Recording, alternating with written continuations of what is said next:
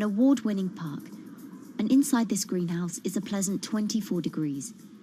That's because the dome, along with 24 nearby towers full of thousands of people, is chilled by what's probably the world's largest underground district cooling system. It uses a large central plant that cools water and then pipes it into banks, residential towers, an exhibition centre, shopping malls, and the city's iconic Marina Bay Sands hotel and casino complex. So one of the biggest perks of using this system for the buildings is that they can save 40% in terms of electricity usage compared to your traditional air conditioners.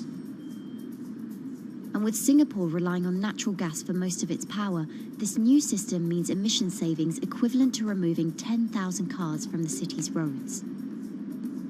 That has big implications for the rest of the world. If things stay as they are, more than a third of the world's electricity could end up being used to cool buildings and vehicles by 2050. As the world gets hotter, gets warmer, there is a greater need for air conditioning and as well as refrigerators, for instance. And the more people are buying these household appliances, the more energy usage they use, and they release heat more, and that then exacerbates climate change. It's a vicious circle. And so since 2017, researchers at Cooling Singapore have been identifying design solutions that reduce our need for so much cool air in the first place. One thing many cities have in common, and that's the importance of vegetation. That's a very important measure to mitigate the urban heat because of the shading effect, of course, and the psychological effects of the vegetation, and also because of the possible evaporative cooling effect of the vegetation. Vegetation can be, of course, on the ground floor in form of trees and shrubs, and you can walk under them. This is the so-called canopy layer that the vegetation forms above us. But vegetation can also go up the facades of buildings, and it can go to the roof of the buildings.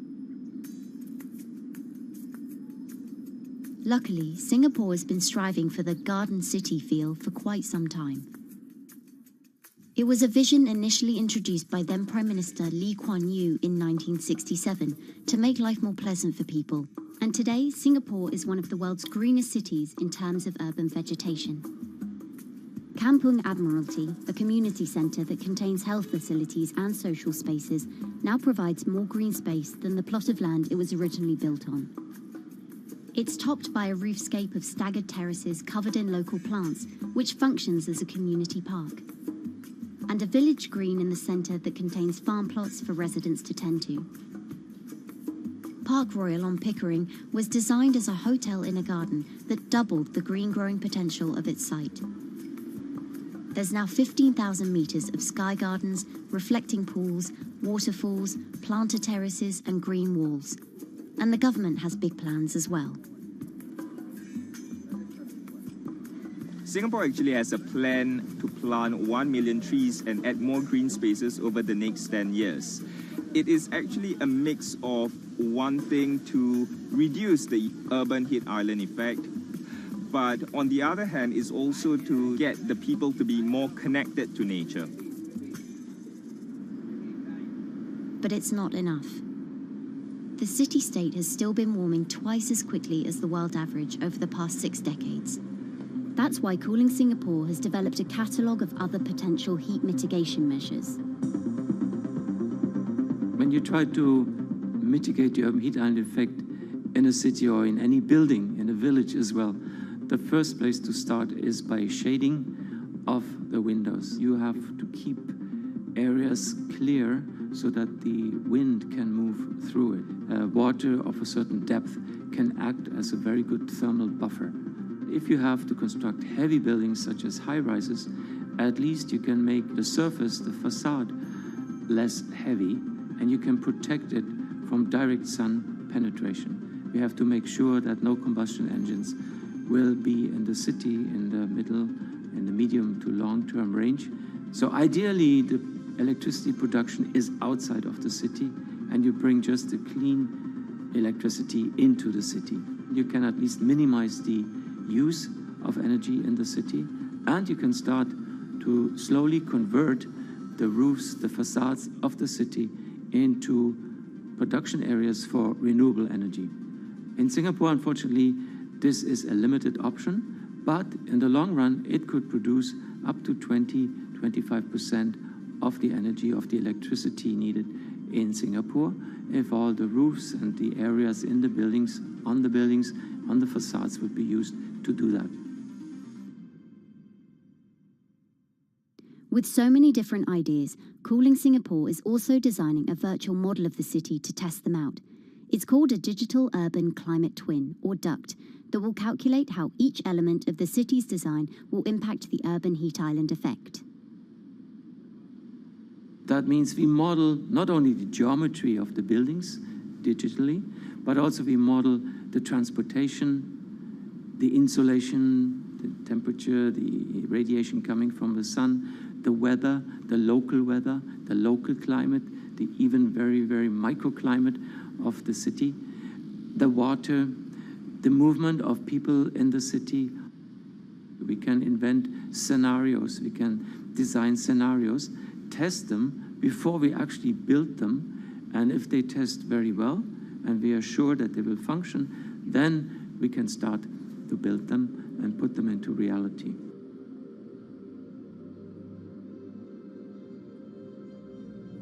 Singapore will be using this new tool to figure out which actions it should take next. And the model can be applied to any city, whether it needs to keep heat out or keep heat in, which will ultimately save energy, slow climate change, and improve our quality of life. So this is something that Singapore will be able to export, maybe even together with its city development systems that it already has. Singapore is one of the very few cities in the world that really combine this scientific approach with a very well-established urban redesign and urban design approach. Through its agencies and the combination of its agencies, it has achieved a lot in the past.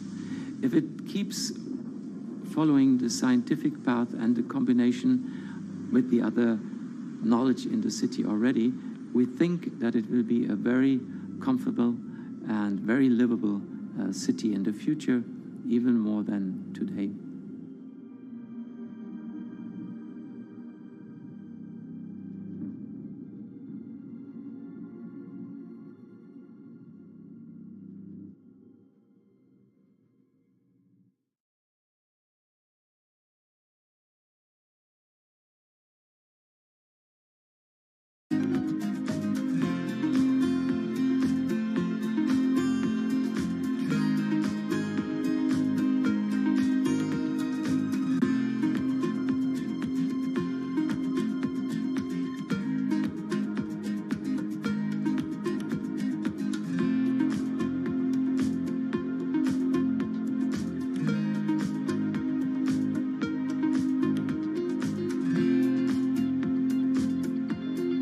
Times are tough. Jobs are scarce. It's risky to be outside and around others. Seems like there's very few ways to make extra money during a pandemic. So I guess I'll just hunker down and binge social media until this all blows over. Wait, don't these people make money? How do these people make money?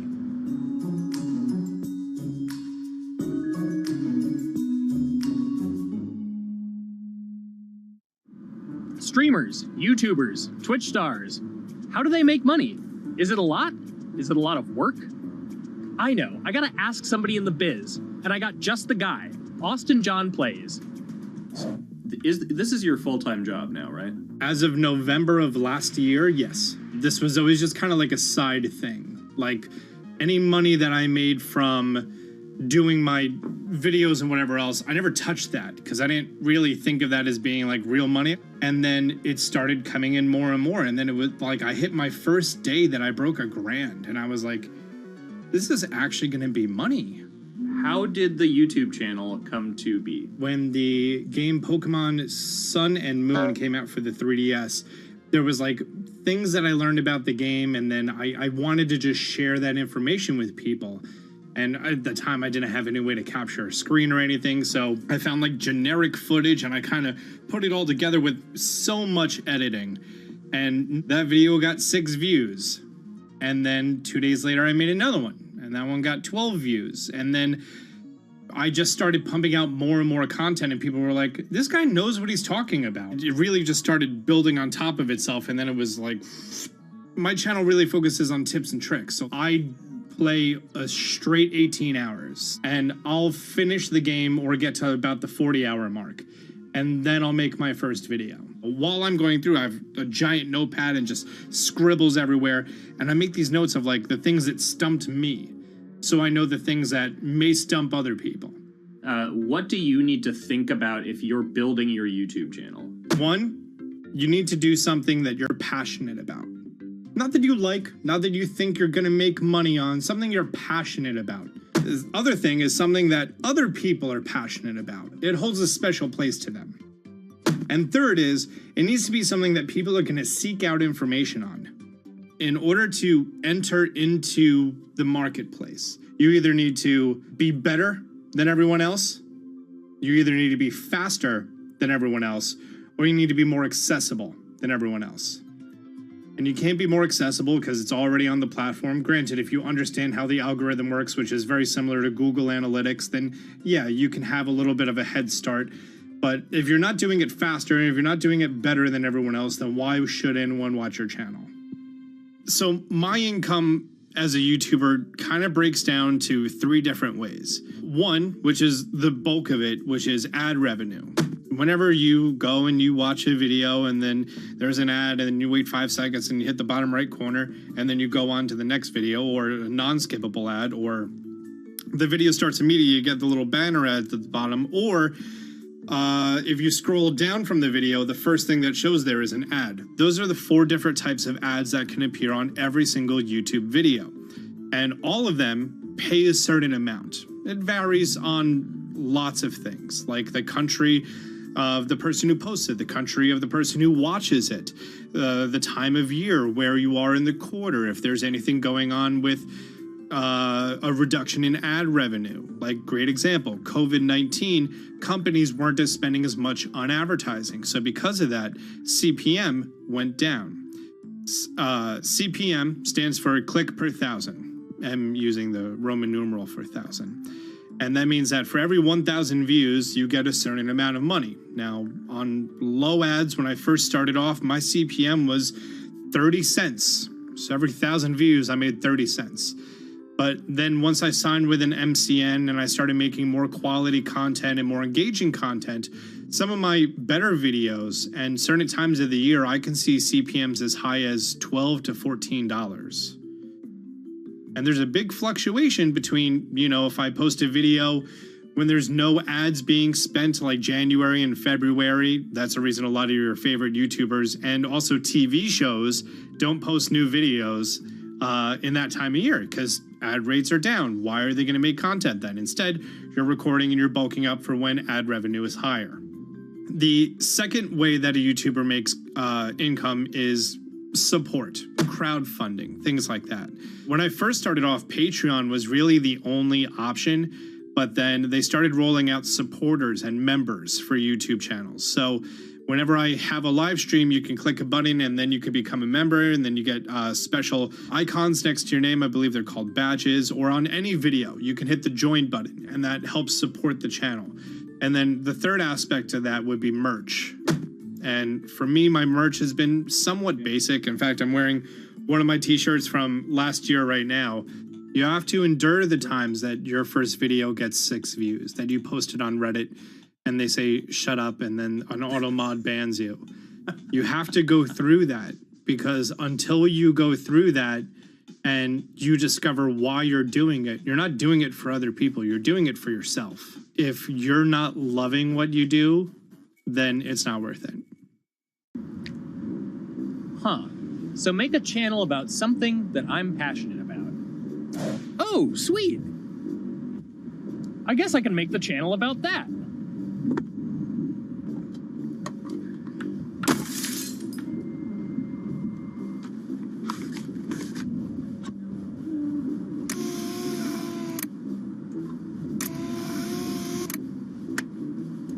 Now, how do I grow an audience? How do I get popular? It's all about diversification, right? You have to have a massive Twitter following. You have to have a massive Instagram following. You have to have a massive YouTube following. Of course, you have to be on Twitch, which is the key platform. But basically, any way you can get in front of your audience, you can engage with your audience, is going to drive those clicks, which ultimately drives the advertiser revenue that you get back from all of these platforms. It's me and Dan playing video games and talking in a funny manner over them. They're not just people who are good at games, they're actually people who are good at online engagement, online entertainment, first and foremost. You have the right to remain stylish. Anything you wear can and will be used against you in the court of fashion. The streamer is either very, very talented at the game. The best player in the game is generally going to draw a crowd because people like watching people who are very good. On the other hand, they're either very, very good or funny, charismatic, whatever it is on that side. Oh, no. You know, it becomes more of a show where they talk about other things outside of the gaming world, and gaming becomes really just a backdrop and an excuse to engage with that audience. There were those weird, like, Ronald McDonald, like, straight to VHS movies. You remember those? I'm personable, I'm chatty. I would kind of, you know, when boring things were happening in the game, I would ramble on about, you know, movies I'd watched or books I'd read and, you know, or conversations I'd had and stuff like that. And so I think being personable was a big part of that. It's not just getting on and playing games. It's getting on and being an entertainer. You are putting on a show. All right, now let me go ahead and grab the samurai sword that every gym has. Okay, he's dead. To have a larger audience and to have that audience, I think, stay with you, you have to bring something extra. You know, you have to find your niche. You have to find what works and what connects with the audience and what makes them laugh and what makes them keep coming back. You got to make it a little more exciting, all right? Throw in a hanging bishop. Have everybody in suspense for a moment. I think the real most important thing is to just get used to being on camera. Like in any sort of performance thing, is get used to talking on camera. You know, my first few videos were terrible, but because I sat down and did it for 6 to 8 hours a day, I just got used to talking and I got over that uncomfortable hump. If you go into Twitch purely with the expectation that you're going to make money, make a job out of it, have all this growth, and it's going to be great, you're probably going to burn out prior to getting to that point because there's very little payoff for a long time, right? Like multiple years generally before you really start to see a payoff. And so, you know, those first few times you're streaming, nobody is there. One person shows up every 30 minutes, says hi, maybe, and leaves, right? Like, it's very discouraging, I think, for a lot of people. And so you have to be there just loving it. You have to love talking to yourself when nobody is around. You have to love just the game that you're playing, all of that stuff, because it takes a while. And I think a majority of people burn out prior to getting to the like profitable point of it. And there you have it. My very own YouTube, Twitch, Discord, and streaming channels all ready to go live. It's a veritable social media ecosystem just on the verge of thriving. So don't forget to smash like and subscribe and visit my Patreon for perks. Also, go to my merch page. And one last thing, stay cool, my friends.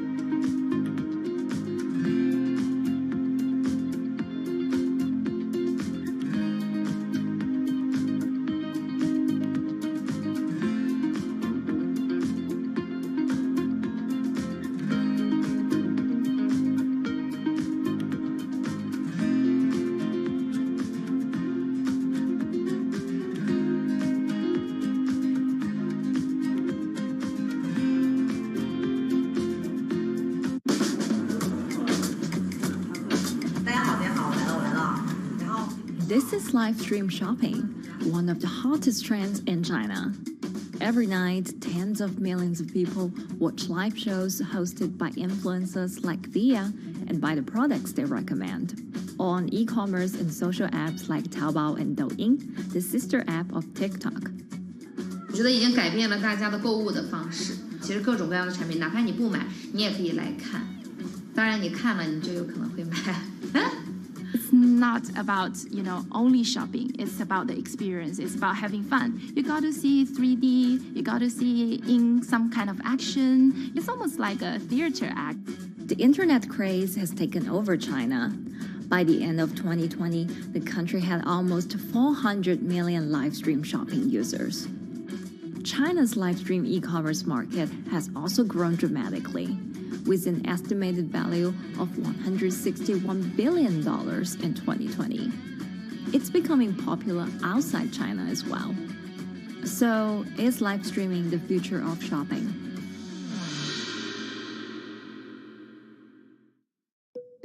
Live streaming is not a new thing. In China, it started in 2015 with the rollout of 4G. And it was first used for entertainment and socializing. Many live streamers performed for their followers or chatted to them, making money by receiving virtual currency and gifts. In the West, live streaming is mainly the domain of avid gamers. In China, it's broken into e-commerce. China actually has a very big e-commerce empire, so it uses these super apps, what we call that you have payment, you have search of information, you have recommendation system, and you have huge amount of goods available on the platform, and as well as a lot of consumers. So with this advantage, they merge these features of live streaming to make the influencers actually sell goods. Here is a perfect choice: nice neutrals, beautiful print, nothing overwhelming, and the warmth and comfort of flannel. This is item. Traditional TV shopping involves a one-way direction, whereby a host introduces a product, demonstrates certain things, and say, call this number or something. But live stream shopping is live. That in itself is a very, very big difference that causes different psychology. And live stream shopping is a very entertaining way of actually engaging someone else. When you shop, actually, this live streaming video will continue. It will minimize into a corner, and you can buy the items and pay all on the same app. And after that, the live streaming screen will just enlarge by itself, and the promoter will come back to screen. So it's very convenient. Taobao, one of China's biggest e-commerce platforms owned by tech giant Alibaba, added a live streaming function in early 2016. In the following years, other e-commerce and social platforms like JD and Douyin also integrated this feature. 开头的时候还是有很多的挑战的，对画面的这个流畅，然后是否能够很真实的去还原商品，它其实在这个上面是有很高的这个门槛跟技术的这个卡口在的。不管是我们的这个用户的接受度，还是商家的这个上手的这个难度都很高，但是这几年下来，基本上难点在不断被突破的。Over $70 billion worth of goods was sold via live stream on Taobao in the year through March 2021. Latest surveys show that over 60% of live stream users in China were watching shopping shows, and over 65% of them shopped at least once via live stream. In 2020, live stream shopping got a huge boost during the pandemic, when millions of people were in lockdown and many retailers were pushed online. People, during the lockdown, felt like there's a need for more social interactions. This live platform creates an interesting kind of environment that gives people the sense that I'm actually interacting with you. And then live stream shopping brings in a lot more variety of things that people could buy and satisfy, the sense of losing control, especially during the pandemic. At the heart of this craze are the top influencers who have tens of millions of followers and sell products worth millions of dollars every night. They often use their star power to get bargains from retailers, which in turn boosts their own sales and influence. So if you think about China's live streaming, you have to know the king and queen of the influencers. the queen of live streaming, Via. She is actually having the biggest viewership and the biggest sales volume for a long time on Taobao platform. She can sell everything from like Gucci sunglasses, lipsticks, homes, and cars. One time she offered her followers to go on a Tesla ride with her, and she even, for once, sold a rocket launch in her live streaming room for 40 million yuan. The king will be Li Jiaqi, more widely known as Lipstick's brother. He used to be a cosmetic sales before he turned into live streaming e-commerce, and he knows a lot about the cosmetics. So he's the one that will actually put the lipsticks on himself when he's on the show. Top live streamers like Via and Li Jiaqi have become celebrities in China and can earn millions of dollars a year. Although not everyone can be as popular, mid-ranking live streamers like Tiffany still earn a good income through sales commissions. 如果说单从收入方面来讲的话，那主播的收入是比普通的工作要高很多。但是呢，主播这个工作时刻对身体，包括对精神都有很大的一个考验的。就是每天需要集中精力，然后长达5-6个小时，这种状态是很累的。而且这5-6个小时的话，你是脑子是不停的，然后嘴巴是不停的，然后手也是不停的，眼睛也是不停的。像我们做主播，不是说单一的只做直播一件事情，然后还会有选品的一些工作，然后还会有一些其他的事情排在里面，其实是没有个人生活的。那我觉得增强粉丝影响力的话，不是说某一件事情。可能今天做了什么事情你就增大了影响力，而是每天不断的内容的输出，粉丝不断的可能对你的了解，慢慢的信任你。里面有芝麻酱的味道，如果吃不习惯的话就慎买。A lot of successful live streamers are generally very good at communication. They're very good at articulating very simply what a product does, what a product doesn't do. In order for them to sell, they need to be trustworthy and appear trustworthy, and they need to, show in some ways that they're authentic, right? So for Via and Li Jiaqi, they are able to articulate that quite a bit through their body language, through what they say. For example, Li Jiaqi will also sometimes say bad things about certain products because to him that's his honest opinion, and sometimes people want to hear that. And so they seem very credible, they seem very trustworthy, and don't forget, they're also very entertaining and very interesting. If you're familiar with Li Jiaqi, he won a Guinness record for like the most lipstick applications to models in like 30 seconds. So if you're able to create a lot of buzz with interesting things that you do, people who may not want to buy lipsticks will also stream in just to watch what he does. And then from there, you might get hooked. 这就是一般女生出门的时候涂的口红的颜色。Live streamers also use sales techniques such as limited time or supply. This sense of scarcity can often encourage viewers to buy. The platform in itself creates and enhances some of these things because you see it live. Something we call social proof has taken over, meaning that, hey, other people are interested, other people are joining in, other people want the same product. And they add it in the chat and they ask questions and they say, oh, I want this too. What happens then? It makes the whole product even more scarce. But it's not just influencers. Local farmers, luxury brands, even mutual funds have also started their own live stream shows. Working with very top-tier live streamers can be risky. It's not necessary that the benefits will end up with the brand. So we see company executives opening their own shows. And we see like P&G have their own sales room, which runs shows every day as well.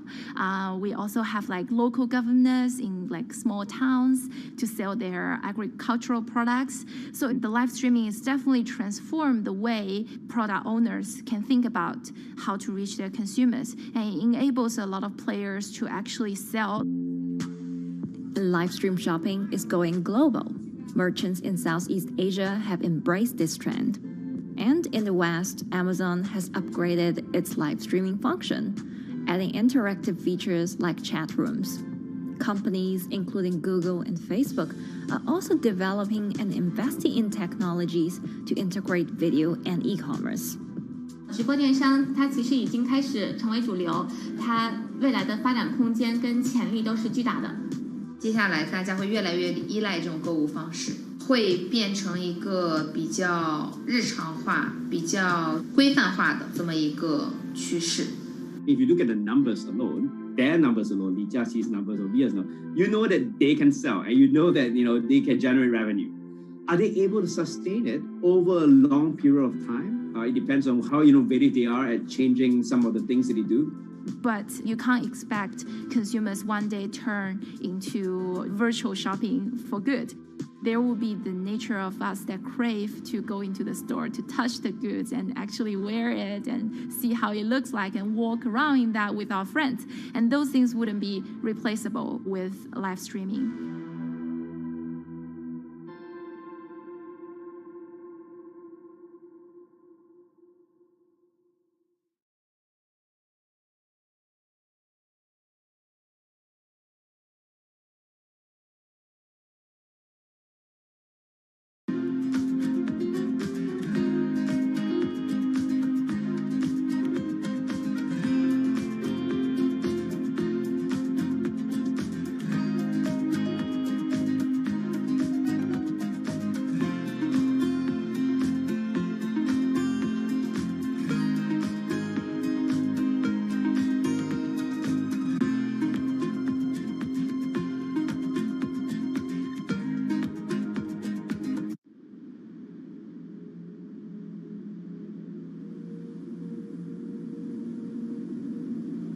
You could imagine that the oceans are actually the largest battery. We're storing huge amounts of energy in the oceans. The wave motion can be very deep. It can extend down several hundred meters. And once it gets to the near shore, from about 50 meters, the whole water column is moving backwards and forwards. As we search for ways to reduce our reliance on fossil fuels, some are looking to a largely untapped potential source of renewable energy. In theory, waves off the coast of the United States alone could generate over 2 trillion kilowatt hours of electricity a year, enough to power more than half of the country. Waves intensify and subside not as quickly as the wind, and that means that it can produce a smoother power generation curve. One of the potential advantages of wave energy is that it could act as a complementary source of power compared to other renewables on the grid if it were to be scaled up to commercial scale.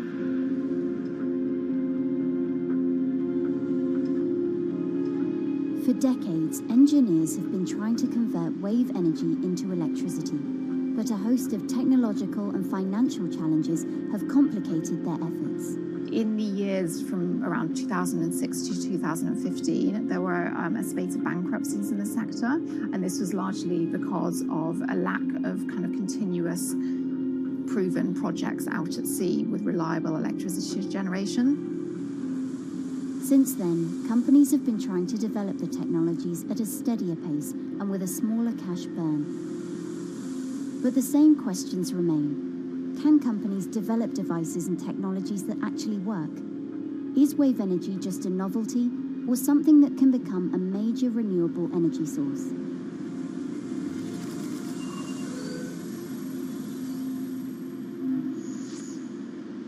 The sea is a very challenging environment within which to operate a power project. So seawater is corrosive and conditions are very rough. So this means that power projects don't have a very long lifetime, and it increases operating and maintenance costs.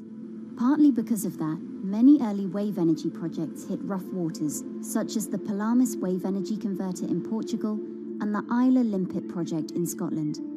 But that hasn't stopped others from trying. Companies are focused on testing projects out at sea, proving their durability, trying to raise capital and bring down cost.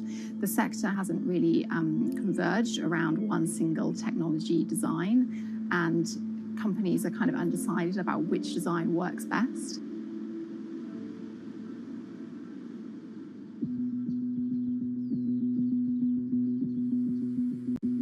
Finland-based AW Energy is a veteran in the sector.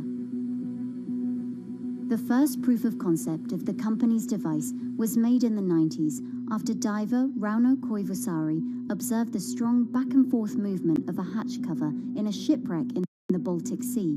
the waves are generated far from the coastline. So the wind blows on the surface of the water, causing the water particles to rotate. And that rotation extends deep down below the surface. And the waves can be very long. They can be several hundred meters long. And as they come into the near shore, this rotational energy turns into an elliptical energy, and eventually backwards and forwards, as you probably noticed if you've been swimming on the seashore in large waves, you're pulled in and out. That's the energy that we're extracting. But there's a sweet spot where we deploy, so around 10 to 15 meters of water depth. That's where there's still strong wave energy coming in. After years of research, prototyping and testing, the company has deployed Wave Roller, a 350 kilowatt device in the waters of Portugal. Wave Roller has an 18-meter wide and 10-meter high steel panel fixed to the seabed via a floatable foundation. The panel moves back and forth with the waves, capturing the energy. It's submerged in the depth of 15 meters, so it's protected from the extreme waves. We generate electricity by capturing the movement with hydraulic circuitry in a machine room underneath the surface. That hydraulic energy we turn to electricity with hydraulic accumulators and hydraulic motors, and also a generator. The Wave Roller has survived large waves at sea for over a year and delivered electricity via an underwater cable to the grid in Portugal. Meanwhile, the company has won a €2.5 million grant to work on an upgraded version of the Wave Roller, aiming to increase the electricity generation capacity to 1 megawatt. The upscaled device would have a bigger panel, 2 power takeoff units, and improved software to control the energy production. We have taken into use a wave prediction algorithm that kind of tells us what kind of waves are coming into our device. That gives us few seconds to prepare for capturing more energy, and the difference in that is significant. Our future plans are to deliver technology around the world. So I'm hoping we can be working on delivering technology to projects in Asia and also in the American continent as well.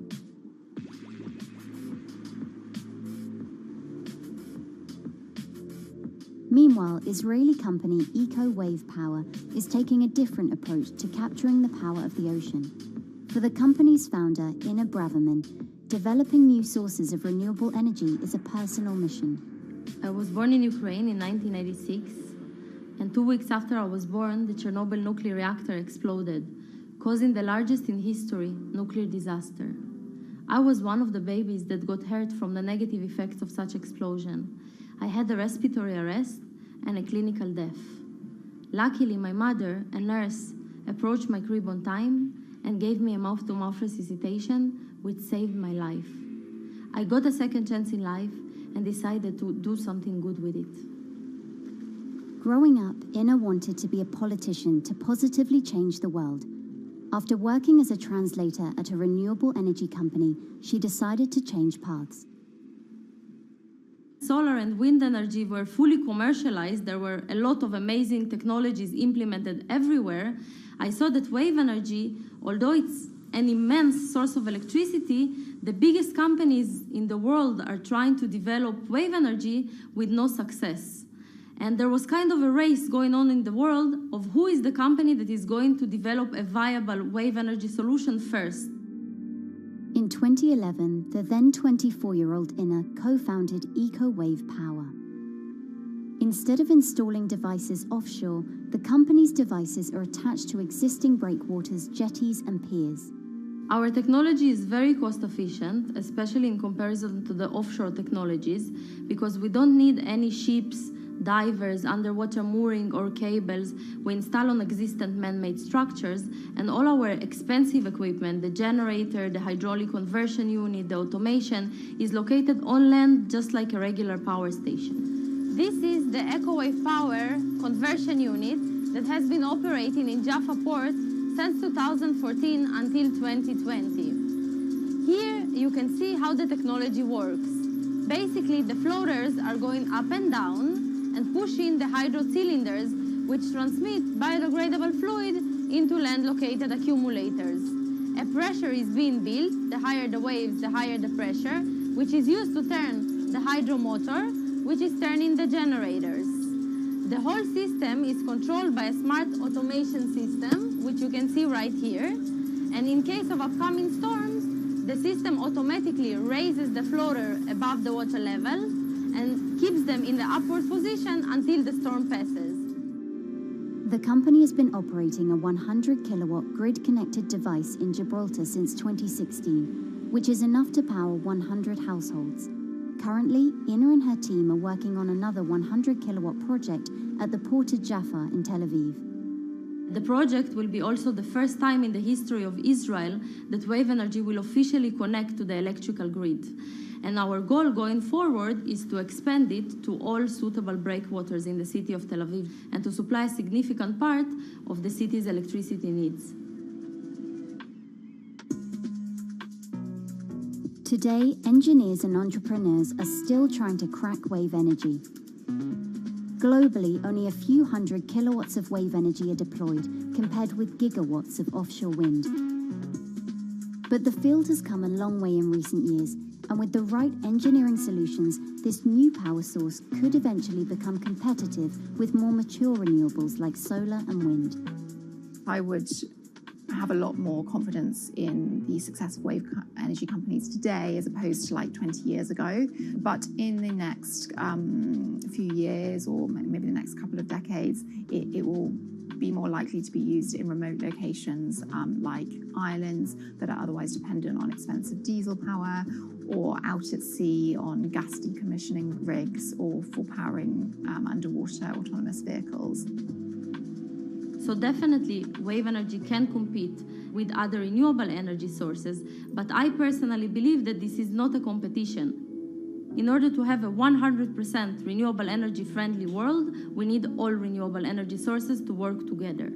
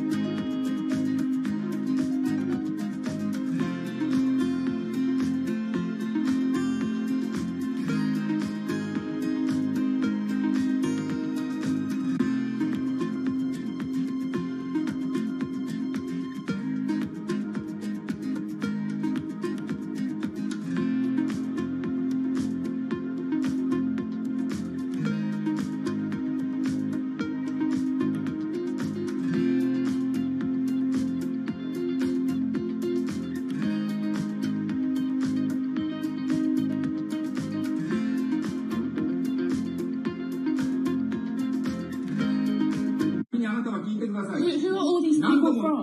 Who are all these people from?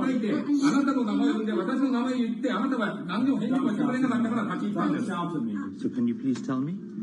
I'm not going to... please wait. You know, I've covered a lot of companies. I've covered a lot of Machiavellian companies where, you know, people play rough. I don't think I've ever seen anything on the scale of Nissan. He is making you, but you're like from this side. I mean, it's corrupt. The system is... One of the most dramatic elements was Ravinder Pasi's home being raided by court officials in Yokohama. You scared me, you scared my children. I worked in Nissan for 16 years. So Rav Pasi's journey into the darkest recesses of the Japanese corporate world started when he was the general counsel, the highest corporate lawyer position in the company. In the past few minutes, Nissan has revealed that its chairman has been arrested after allegations of serious misconduct. He was tasked with investigating Carlos Ghosn. And he was told, conduct an internal investigation and get to the heart of the matter. And then along the way, he started to notice serious conflicts of interest. He is one of the few people who knows an extreme amount of detail regarding the alleged crimes by Carlos Ghosn, and he's now ready to tell his own story on the record about some of the events that happened.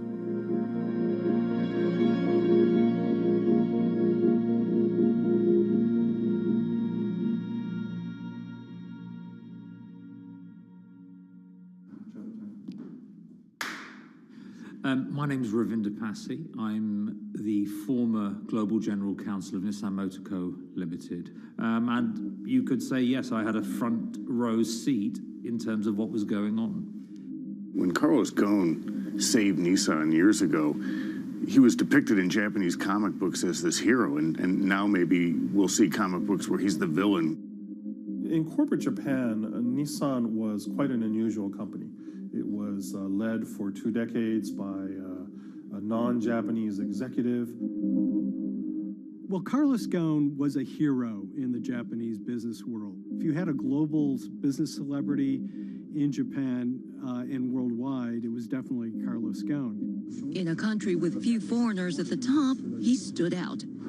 But over the years, he saved Nissan from bankruptcy, allied with Renault and Mitsubishi, and turned the alliance into one of the most competitive in the world.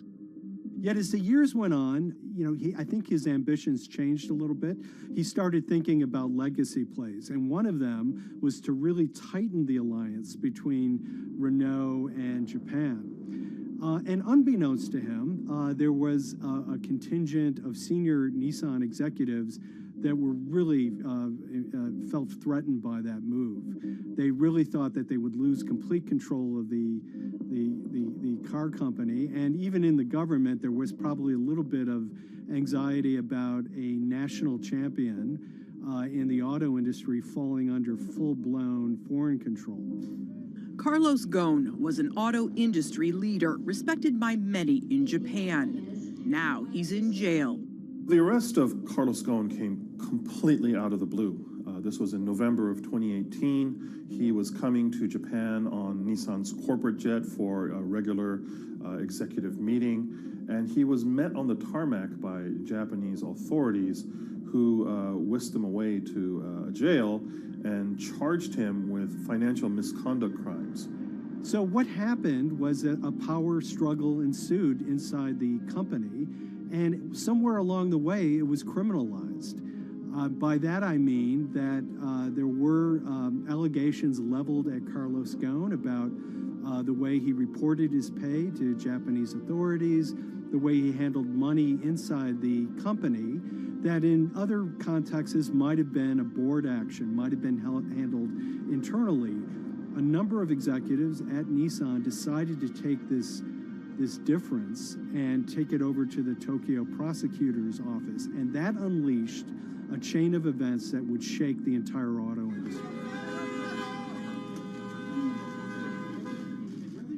So after Carlos Ghosn was arrested, Nissan launched an internal investigation into the events that led up to his arrest.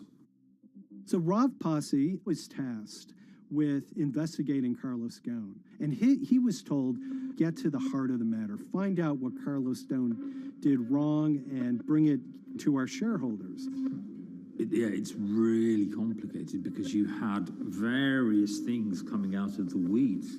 2018, the investigation has started, and we become aware of matters in terms of conflicts, actions by certain individuals that cause some concern because things might not quite be what they seem. So in our story, we really took a close look at Harinada and his role in Carlos Ghosn's downfall. Harinada is one of the most fascinating figures inside Nissan. He's also a lawyer. He's originally Malaysian. Hello, Mr. Hari. And he had a meteoric rise through the company and became very, very close to Carlos Ghosn and other top figures. He had a front row seat at all the major strategic deliberations at the company.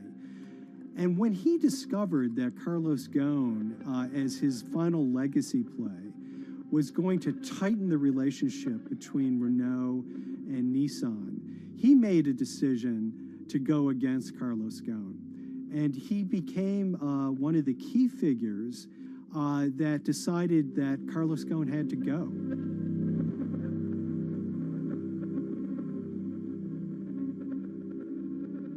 Harry Narder was somebody who actually recruited me into the company, so I have a long-standing relationship with him, or did have a long-standing relationship with him.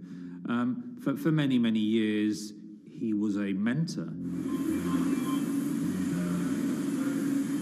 I had doubts about the credibility of the process right at the start. Harry Narder had a plea deal with the Tokyo prosecutors. Now, that suggests he was intrinsically involved in some of the wrongdoing, or the allegations of wrongdoing, and it just didn't smell right, just doesn't sit right. So there was a basic conflict of interest. In other words, Harry Narder had to deliver results to Japanese prosecutors to avoid his own criminal liability, and he's accusing and leading the investigation of Carlos Ghosn. Some of the people who had been involved in the original alleged crimes were also looking into the affairs themselves.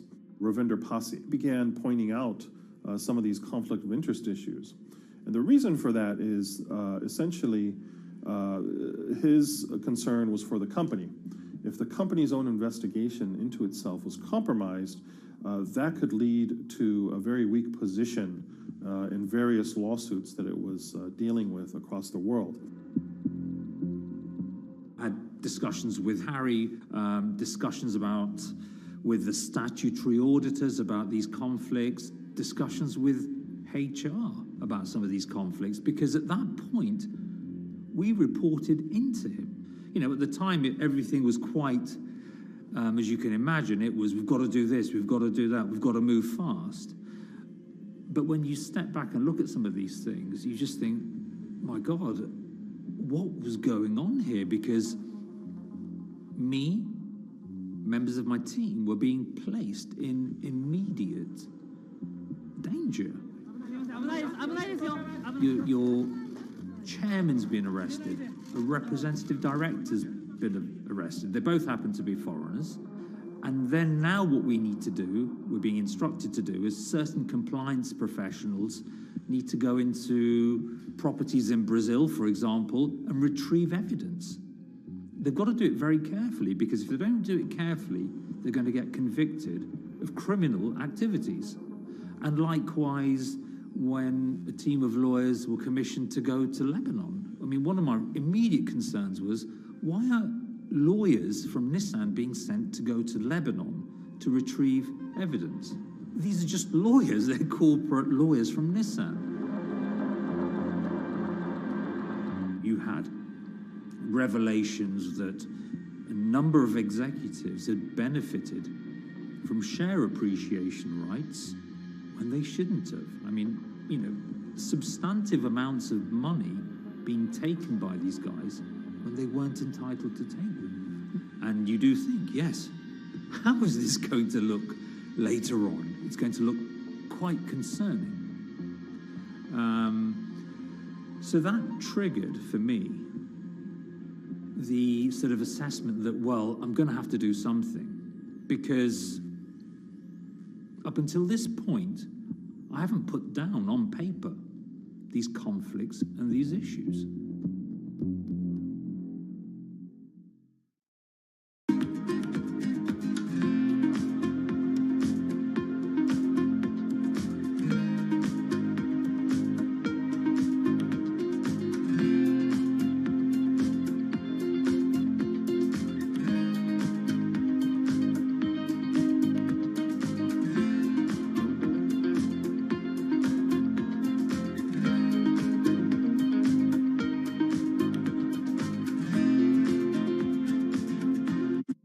So Rav Pasi makes a fateful move. He writes this letter to the board listing every suspicion he has in great detail, backed up by evidence, backed up by memos, of why this internal investigation had serious problems. He sends the letter to the board and it's crickets. He doesn't hear much of anything. Nothing happened thereafter. Nothing at all. Just like it just gone into a black box. And he began to suspect that there was a desire, even at the highest level within Nissan, to kind of sweep these conflicts of interest under the rug. Unfortunately for me, I think, again, with hindsight, people must have thought that this is the nail that's sticking out, and we can't have this. Within 3 days of me submitting that to the board of directors, that letter to the independent board of directors, I was removed from the Goan Executive Conduct Matters. I was then told that I could not attend board meetings anymore. And up until that point, I had attended every single board meeting. I was then also told that after 8 years of being in Japan, I'd be going back to the UK. It eventually transpired that I'd be the VP of Projects and Transformation, managing a team of 3. So you can imagine what this feels like at this stage. Almost an arbitrary removal from Japan, where I've lived for 8 years, had 3 children there, my family has grown up, and we've been settled there, having a few months earlier been promoted to vice president at a global level, to being almost demoted. So Pasi was essentially being reassigned to get him as far away from the internal investigation as possible, and also to a certain extent in retaliation to some of the issues that he brought up regarding the internal investigation and Harinada. What happened to Rav Pasi can be seen as a series of corporate humiliations. I mean, first of all, his immediate responsibilities were taken away from him. Eventually, he lost, the coveted general counsel title. But it didn't stop there. Toward the end of his stay in Japan, Rav and his wife were convinced that they were being followed. During that period, I'd noticed that whilst driving my car, I'd have other cars following me. First time I noticed this was around mid-March, and I was driving, I can't remember where I was going, but this grey van, small van, just literally started following me. And I noticed that there was somebody in the car taking pictures. And lo and behold, we were absolutely being followed either by people on foot or other individuals, 2 or 3, normally 2 burly men in a car, different cars at different times, following us around. They were following the family as well. And, given I'd seen the Nissan security department behave in a very, very egregious manner with others in terms of following and surveilling, I was very concerned as to what they were doing and who they were giving this information to. Because if they're giving this information to the authorities, you do think, why? What's going on here? I mean, this is just not normal behavior. And this all culminated in a rather dramatic event in the middle of 2020. Who are you people? Where Nissan had hired a legal team and had obtained an unusual court order from the district court in Yokohama to basically do a search of his home and seizure of his corporate laptop and phone and other documents. If you don't let us in now, we have to break this key. So it's a pretty extreme way to treat someone who'd spent 16 years at the company. These people have all come in. We don't really know who they are, apart from the fact that I've been shown a badge that says the Yokohama Court. And they're here to recover a laptop and a mobile phone. It was even more weird because I'd highlighted to the directors that certain Nissan executives were trying to recover this laptop and this phone whilst I was still in Japan. And I was very concerned because it had evidence on there that related to misconduct matters and other forms of inappropriate conduct. It was just another form of intimidation, another form of harassment, forcing me almost to leave the company and the country. Because once they'd retained and obtained these items, we were still followed, which, again, I just couldn't understand. What is the point of doing that? You know, this isn't a car company. This is not the KGB.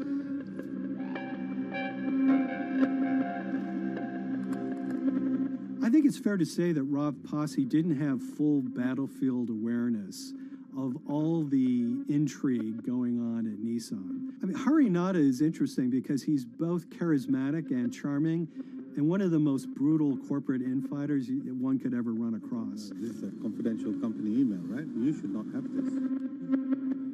If he had fallen into line, he would probably still have his job at Nissan, be paid very well, and continued his work.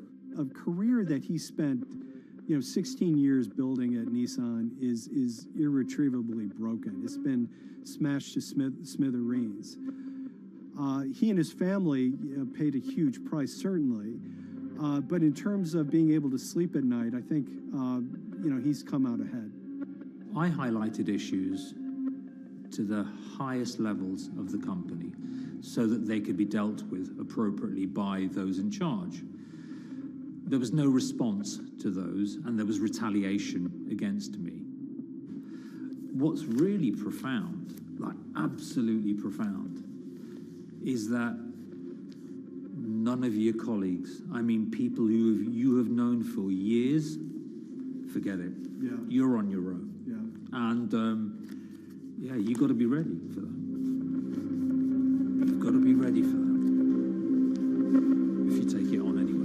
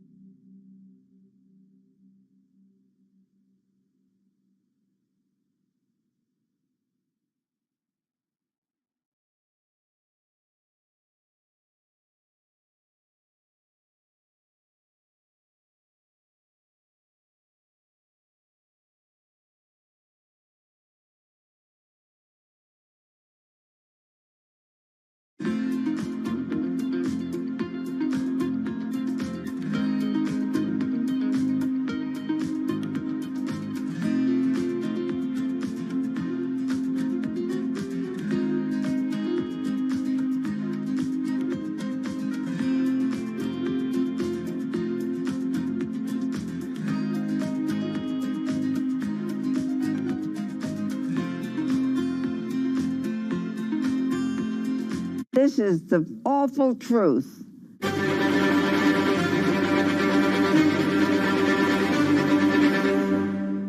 There's always someone in the family that's pushing it.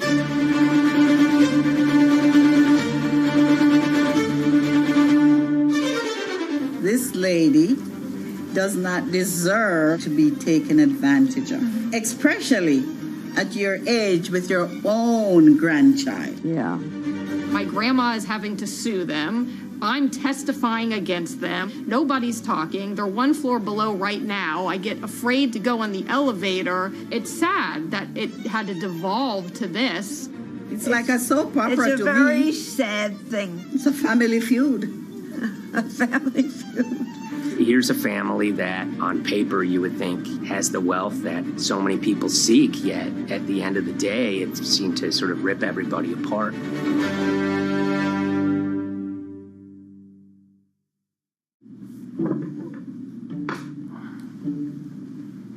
My name's Tom Schoenberg. I'm a senior reporter here at Bloomberg News, cover financial enforcement. I was approached by someone close to the Schottenstein family and asked whether or not I would be interested in writing about Beverly Schottenstein and this case that she had against JP Morgan. And it was immediately clear that there was a great story here to be told.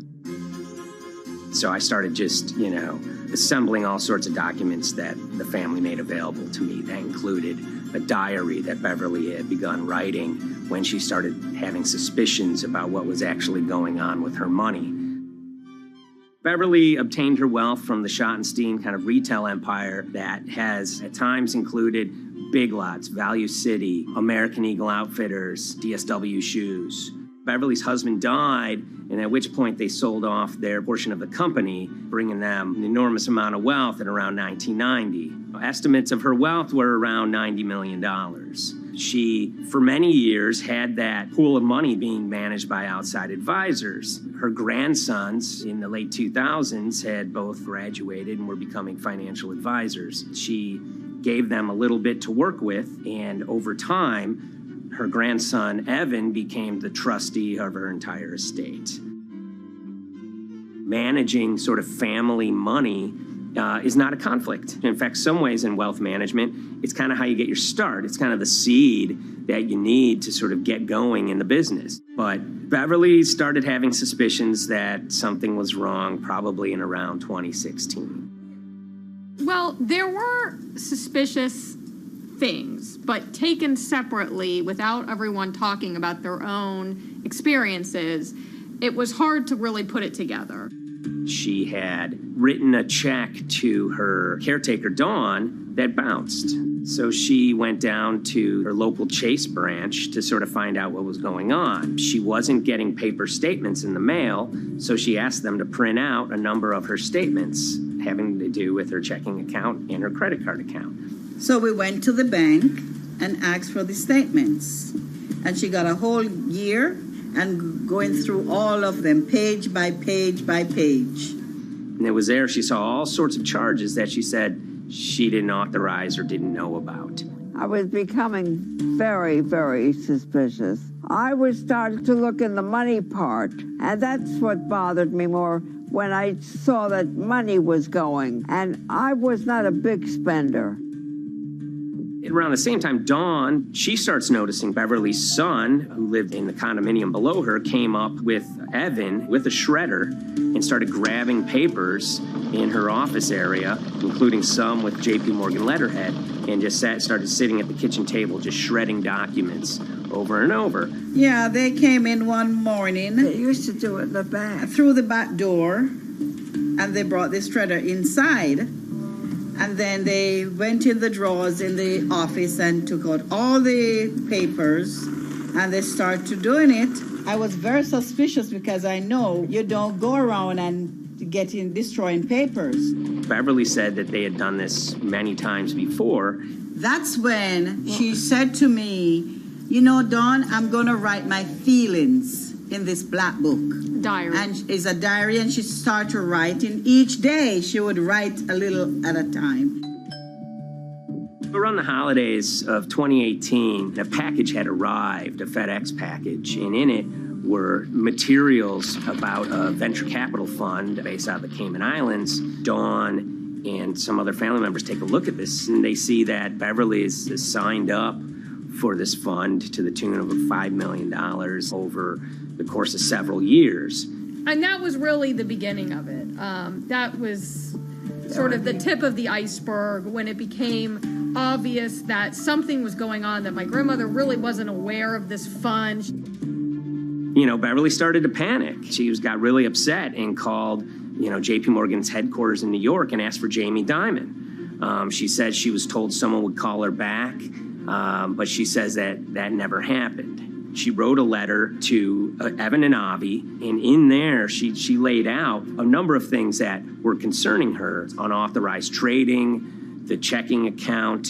She had about $1 million worth of jewelry in a safe deposit box, and that her son Bobby had the key to that box, and that jewelry had gone missing. All this was kind of packaged in this, 5-page handwritten amendment to a will and trust. There's such an evolving narrative about why the jewelry was taken. The only truth we really know is that the jewelry is gone. But why it happened, there have been a lot of different stories. You just don't take your mother's wonderful things and hand it out. And they emailed that note to J.P. Morgan to seize all activity on her account. And it ended up setting off a firestorm after that. As soon as they got this email that there was a cease and desist and that she wanted to send her money and change brokerage firms, they were actually vacationing one floor below downstairs. They're there right now. The next day, Beverly's in her place. The granddaughter's still in her place visiting. Dawn is there, and up comes Bobby kind of barging through the door. And he's screaming about what was sent to the J.P. Morgan. They're now investigating them. And he's furious, takes his mother and sort of puts her into a chair, gets pen and paper, and she says physically forced her to write a retraction letter. They were pushing me around. It was a scary time. I was really afraid, too. I had to take her to the doctor, and she did an x-ray because she was in so much pain. The locks had to be changed. The phone number had to be changed. I really thought we were going to have to hire guards to be outside just for protection. Oh, it was terrible. Horrible scene. Beverly brought her case before the Financial Industry Regulatory Authorities, usually known as FINRA.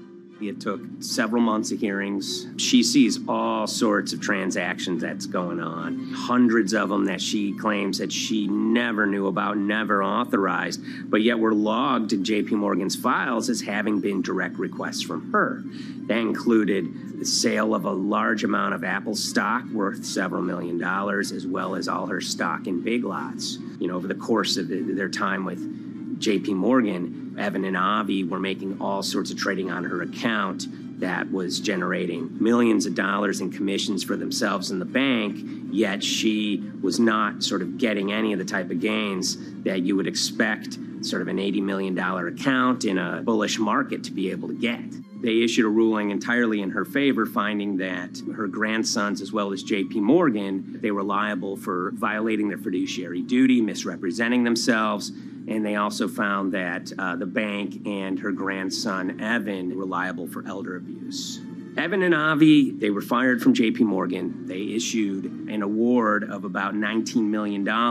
I reached out for comment, and J.P. Morgan emphasized that Evan and Avi were no longer with the firm and that their actions do not represent the sort of values of the bank. I reached out to Evan and Avi, heard back from their lawyer saying that, they disagree with the law and the facts that FINRA kind of used to decide the case against them and are seeing if they can have it withdrawn. Her son, Bobby, wrote her a letter, said his sons weren't criminals, and he also admits to taking her jewelry. And he says he needed it to pay off some bad business debts he had. They never once came up to say, I'm sorry. If there had been an apology and some acceptance, and asking for forgiveness from my grandmother, I don't think we'd be in the position that we are now. Since the piece came out, we've received dozens of messages from people, many of whom are telling their own sort of personal tales of, kind of financial advisors gone bad, or family members who got control of an estate and abused, those within. Seems that it's really resonated with a lot of people. I keep, hearing a lot of feedback about Beverly and how, a lot of people feel she did the right thing. You're never too old to stand up for yourself and try to right an injustice. She was adamant that she wanted to stand up for herself, but at the end of the day, they did wrong. It's a painful life lesson. You know, Beverly taught them that you don't mess with grandma.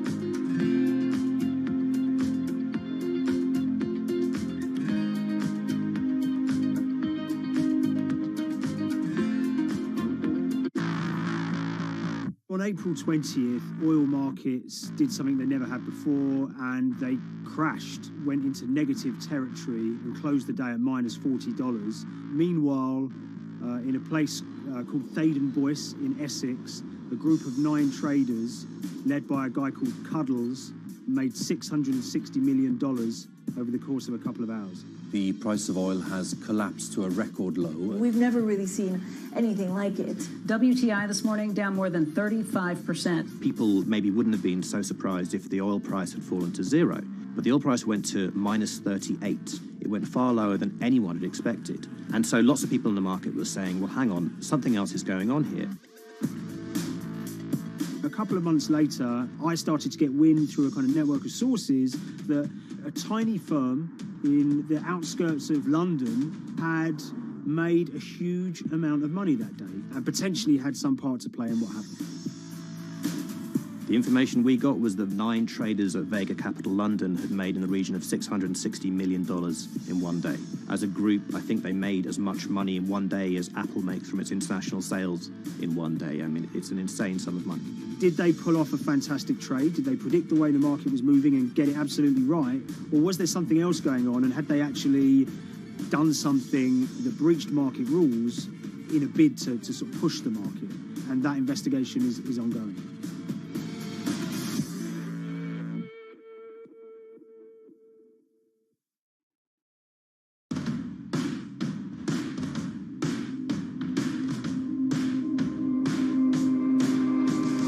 So Paul Commins is a trader who cut his teeth in the pits in the 80s and 90s when everyone had a nickname. His was Cuddles.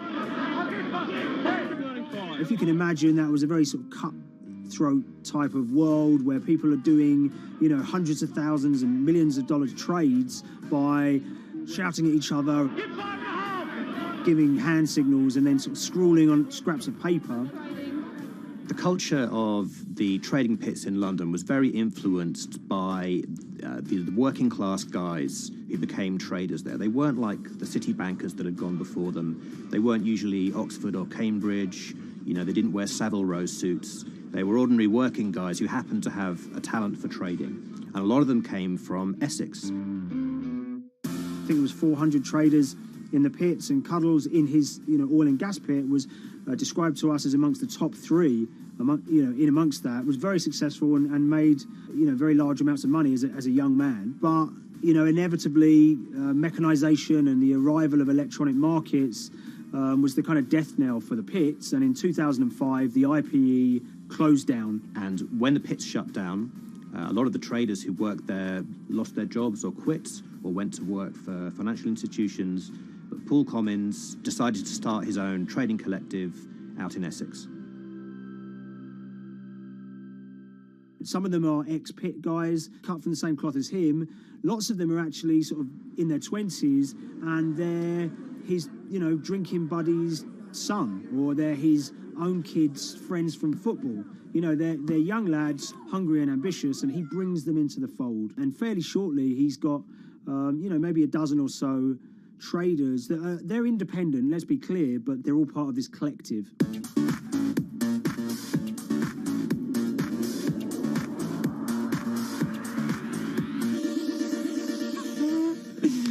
Yeah, I'll let Liam deal with Essex. I am from Essex, so I feel like I'm free to, to get into this. Sweet, as they say. If you were to ask someone in Britain how they would imagine a kind of Essex person, they would see someone who's maybe slightly flamboyant, with a sort of Cockney accent, a sort of Guy Ritchie-style accent. Not afraid to splash the cash, but it's probably pretty bright and has done well for themselves. Don't even make sense, does it? But, these guys, they drove around very nice Rolls Royces and Bentleys. They went to places like Marbella on holiday. Thaden Boyce is a very wealthy place. You have to have considerable income to be able to afford to live in that village. It's a really nice place to live, and it's 20 minutes tube ride away from the city. Earlier in the summer, we have this lead, which is that there's this tiny firm called Vega Capital London, and they were the biggest winners from the biggest oil crash in history. Anyone that covers markets is going to be surprised about that. You're thinking your BPs of the world or your Glencores, but it's this tiny firm. And one of the big challenges that we had was actually finding out who worked with Vega Capital. It wasn't immediately obvious, and at first we had absolutely no idea. If you go to the Vega Capital website, it says it's under construction. If you do basic online searching, it's very difficult to find anyone who's publicly connected to the company. So inevitably, we're incredibly curious at this point. Like, who the hell are these people? The more reporting we did, the more it became clear that this group were connected socially as well as professionally. They went to weddings together, they played golf together, they would go on holiday together. We found out that a number of them were members of the West Ham Supporters Club in London. A few of them started companies together, so you could see all the connections between them and start to see a distinct group emerging. And it really just was this kind of shock that, this wasn't just like a hedge fund or a firm you'd never heard of. This was actually a group of buddies who all had the same experience on this day and had all made a huge amount of money. So if you're an oil trader, there's a number of different ways you can trade, and probably the most popular is WTI Futures Contracts. And it's basically a contract that says, I'm going to buy 1,000 barrels of oil from you at this point in the future, or I'm going to sell 1,000 barrels of oil to you at this point in the future. It's actually just a financial contract to gamble on to predict whether oil is going to go up or down. On the 20th of April in Essex, there had been signals for a while that this was going to be an exceptional day in oil markets. And we know that some of them arose early and started their trading in the early hours of the morning while it was still dark outside. Essentially what they were doing is buying contracts that gave them an obligation to buy oil at whatever the price ended up at 2:30 p.m. So they're basically placing a bet that oil is going to fall throughout the day. But they're simultaneously selling lots of oil as well. And whether they make a profit and how much profit they make is the difference between what they buy the oil for and what they sell the oil for. Now, of course, we now know throughout April 20th, the price dropped and dropped. So this is going very well for them. They are committed to selling oil at these prices, and the prices are continuing to fall, which means they're going to be able to offset it and buy oil at cheaper at the end of the day. Now, once it gets to kind of 1:30, 2 p.m., that's when things start to get really interesting. Suddenly there's a kind of influx of buyers and sellers, as desperation increases in the market and trading volumes go up. Now at 2:08 p.m. exactly, something bizarre and unprecedented happened, which is that oil passes into negative territory. And it fell to a record level of minus $38. We've never seen anything like it, period, in terms of the contraction of the global economy. That huge gulf between what they were buying the oil for and what they were selling it for enabled them to make more money than they ever thought possible. So their profit was the difference between minus 37 and all of these positive numbers on every contract they sold. The price of crude briefly hit minus $37 a barrel. For one group of traders operating from a small office, it was a very, very profitable day. It's important to remember this had never happened before in the history of oil trading. No one could have predicted it. I can't think of another example of where you enter a trade and you get paid on both sides. You get paid both to sell and to buy. It's unthinkable. One thing we know about the Cuddles Trading Arcade is that they were very comfortable taking large risks. And, you have to be clear, this was a large risk. Yeah, we spoke to oil traders, both people that know these guys and people that don't, and they all say that this is, incredibly risky. And that's actually what stops a lot of oil traders doing trading like this. They simply aren't willing to stomach the risk. But Cuddles and his friends were. So when the kind of final calculations came down, the group of the 9 most profitable traders made $660 million or thereabouts between them. I mean, if you can imagine, I think 3 or 4 of them made in excess of 100 million each. One of the astonishing things about this trade is that 2 of the individuals who made more than $100 million in a single day were in their 20s. One of them was 22 years old. Only a few years earlier, he'd been posting on his social media about doing teenage stuff with his mates in town and going to see girls and rap music. And here he is a few years later making $100 million in a single day's trading. When me and Liam discovered that, we couldn't believe it. We couldn't believe what we were seeing.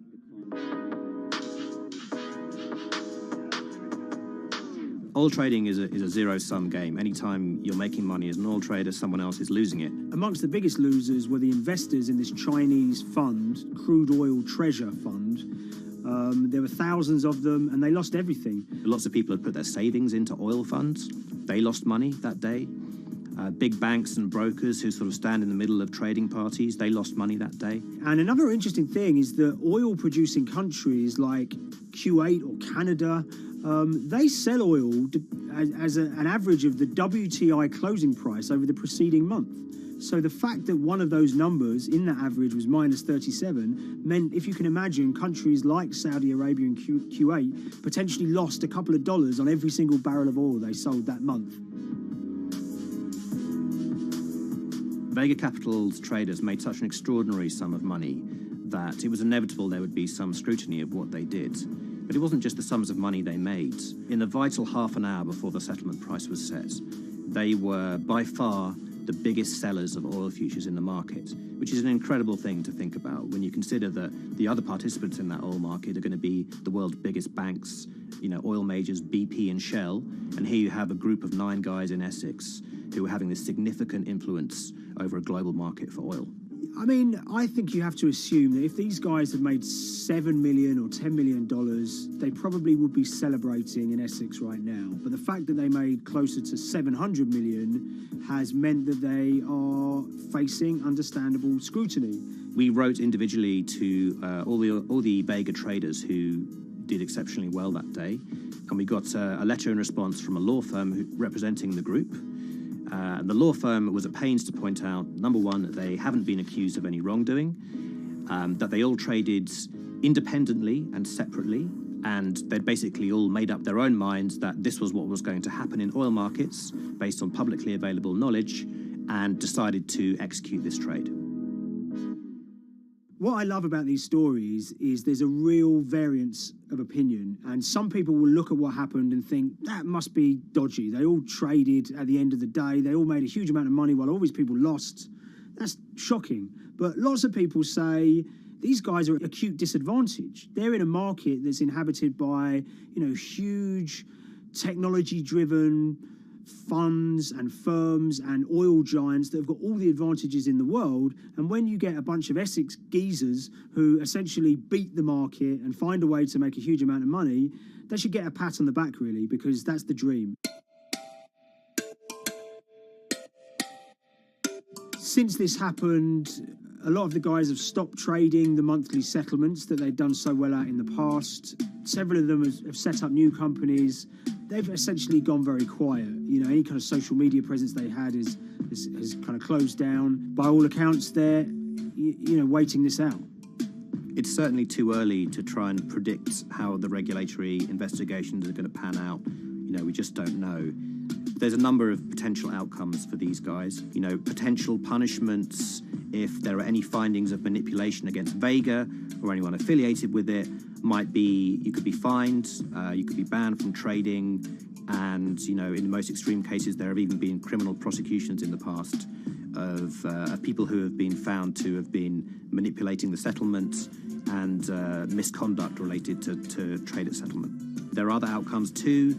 One obvious one is going to be they're able to walk away from this life-changing trade with all the money that they made and celebrated as heroes in the trading community. That, you know, they'll go down as legends.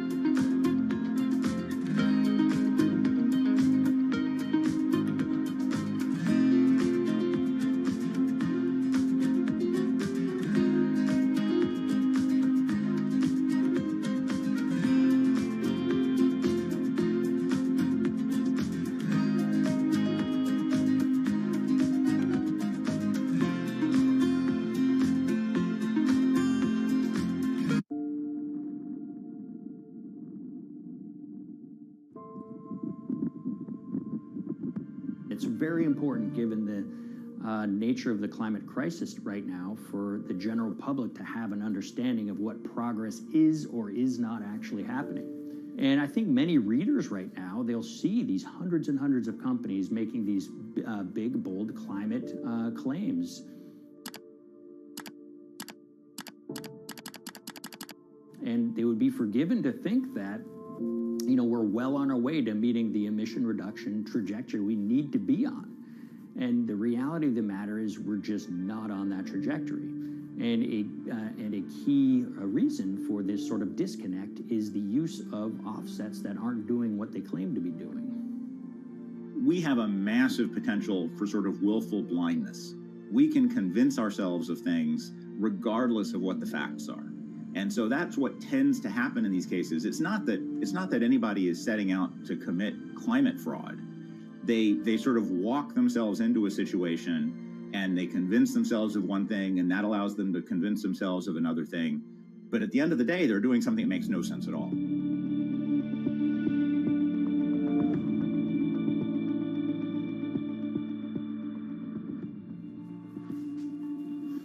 My name is Ben Elgin. I wrote the story about how the billion-dollar market for carbon offsets is setting back the fight against climate change.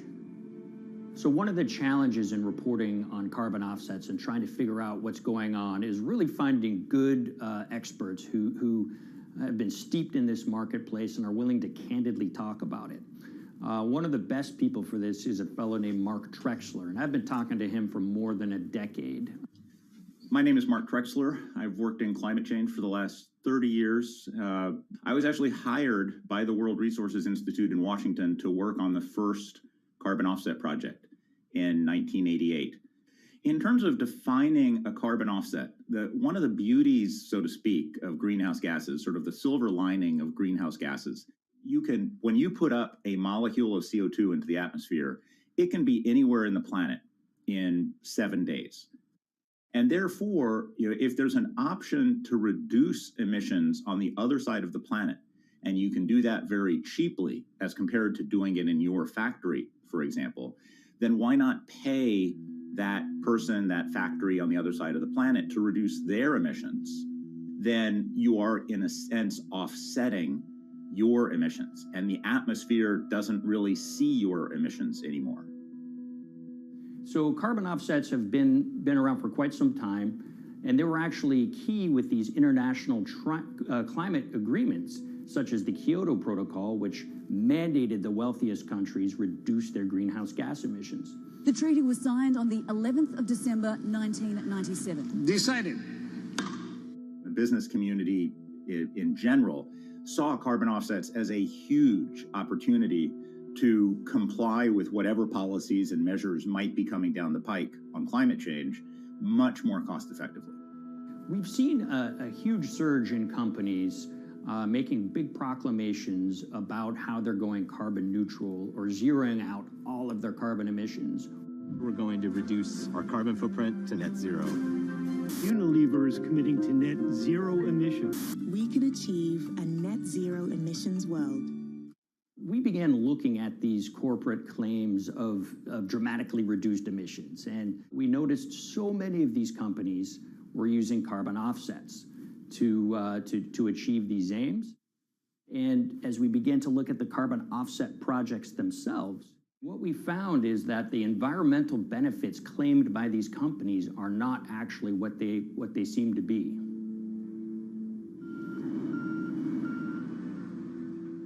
And as we sort of saw and spotted a number of these very aggressive carbon offset projects, which appeared to be generating inflated credits or bogus credits, we saw a number of them were associated with the Nature Conservancy.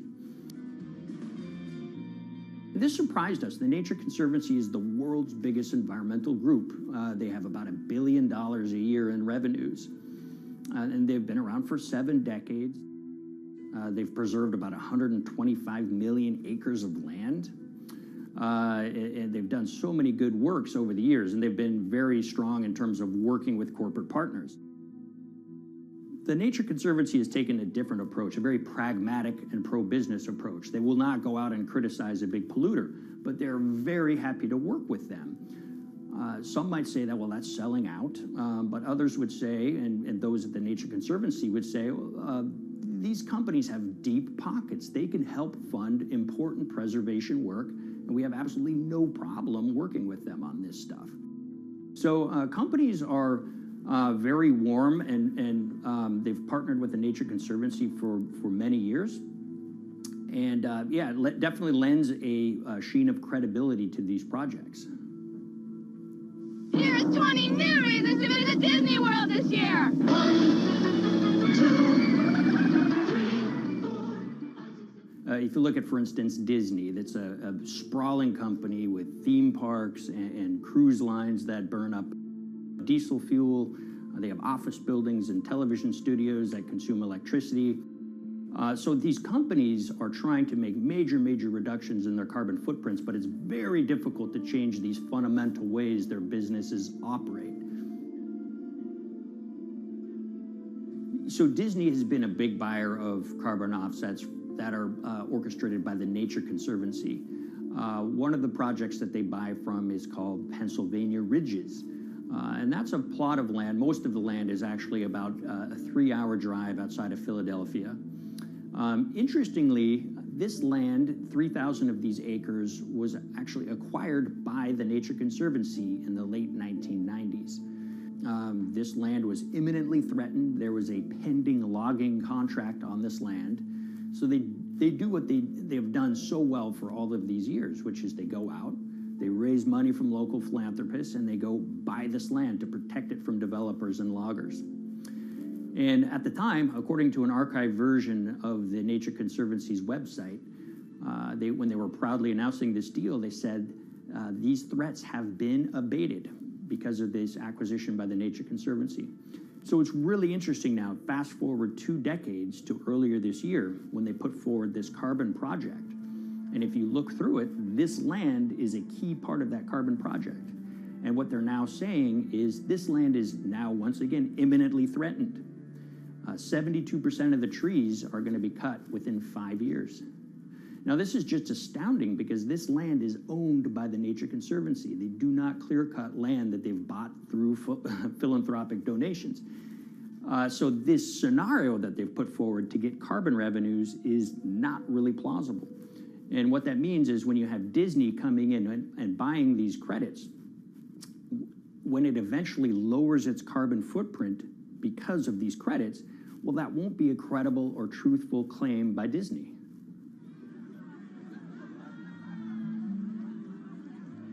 So this is an organization that truly understands the threat of the issue of climate change and is wanting to do its part to address this. However, in this situation, it just appears their drive, which they've had for decades, to increase the amount of revenues that it can use for land preservation work.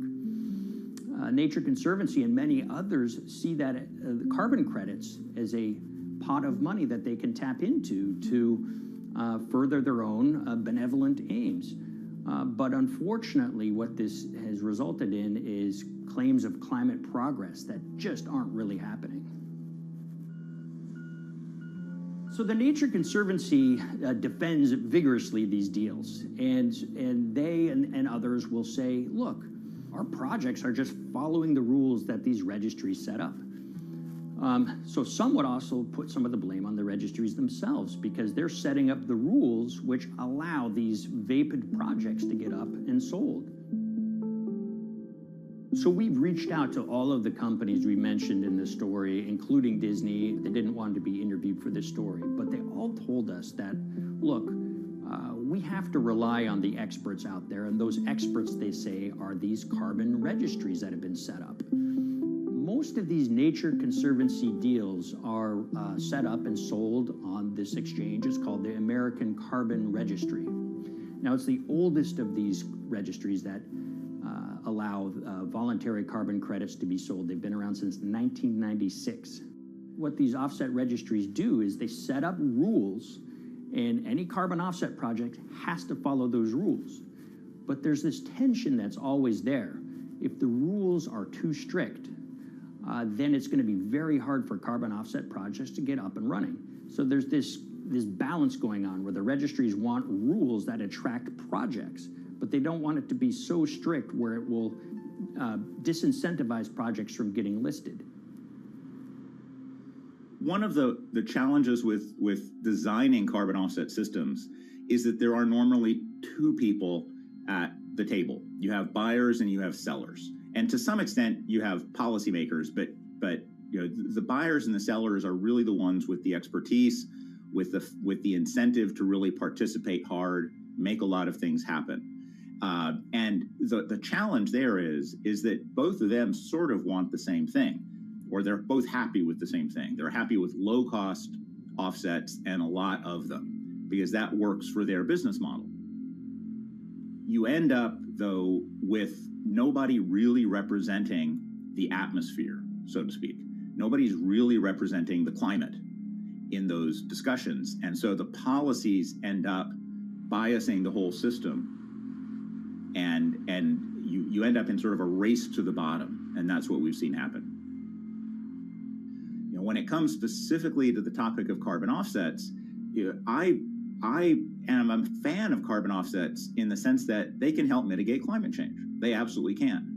But, you know, if we're not going to do it correctly in a way that actually does help mitigate climate change, then it's nothing but a distraction. And, you know, after 30 years, you have to start wondering, is it really just a distraction? And that's really unfortunate, but that's where we are. Ultimately, what needs to happen is systemic change. You know, we're sort of nibbling around the edges with some of these different things. We need to change how we produce energy. We need to change how we transport ourselves. We need to change what and how we eat. You know, we need systemic change associated with transitioning to a low carbon economy. A lot of what we're doing today is not promoting systemic change. It's sort of trying to stick your thumb in the dike to preserve the current system. And at the end of the day, that can't really work.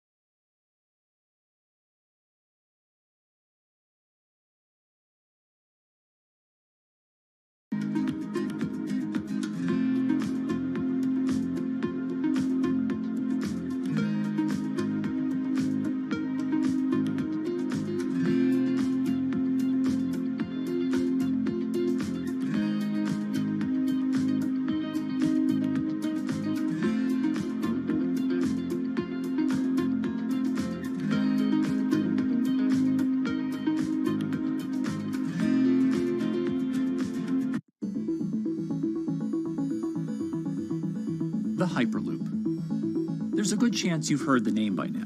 This is the Hyperloop system. It can take people hundreds of miles in minutes. The Hyperloop, a series of tubes that would transport people in pods at ultra-high speeds over long distances. It's a remarkable new form of transportation that can whisk people from city to city in a flash. 29 minutes from New York to D.C., 30 minutes from L.A. to San Francisco. For years, we've been seeing these futuristic, utopian renderings of some cross between a spaceship and a monorail. But lately, the Hyperloop is becoming much more real. Yes. It was surreal to be even sitting inside a Hyperloop, and just even more incredible to actually be like riding down a track in something that was nothing more than a crazy idea 6 years before. Companies all around the world have been developing and testing the technology needed to propel passengers at speeds of over 1,000 kilometers per hour.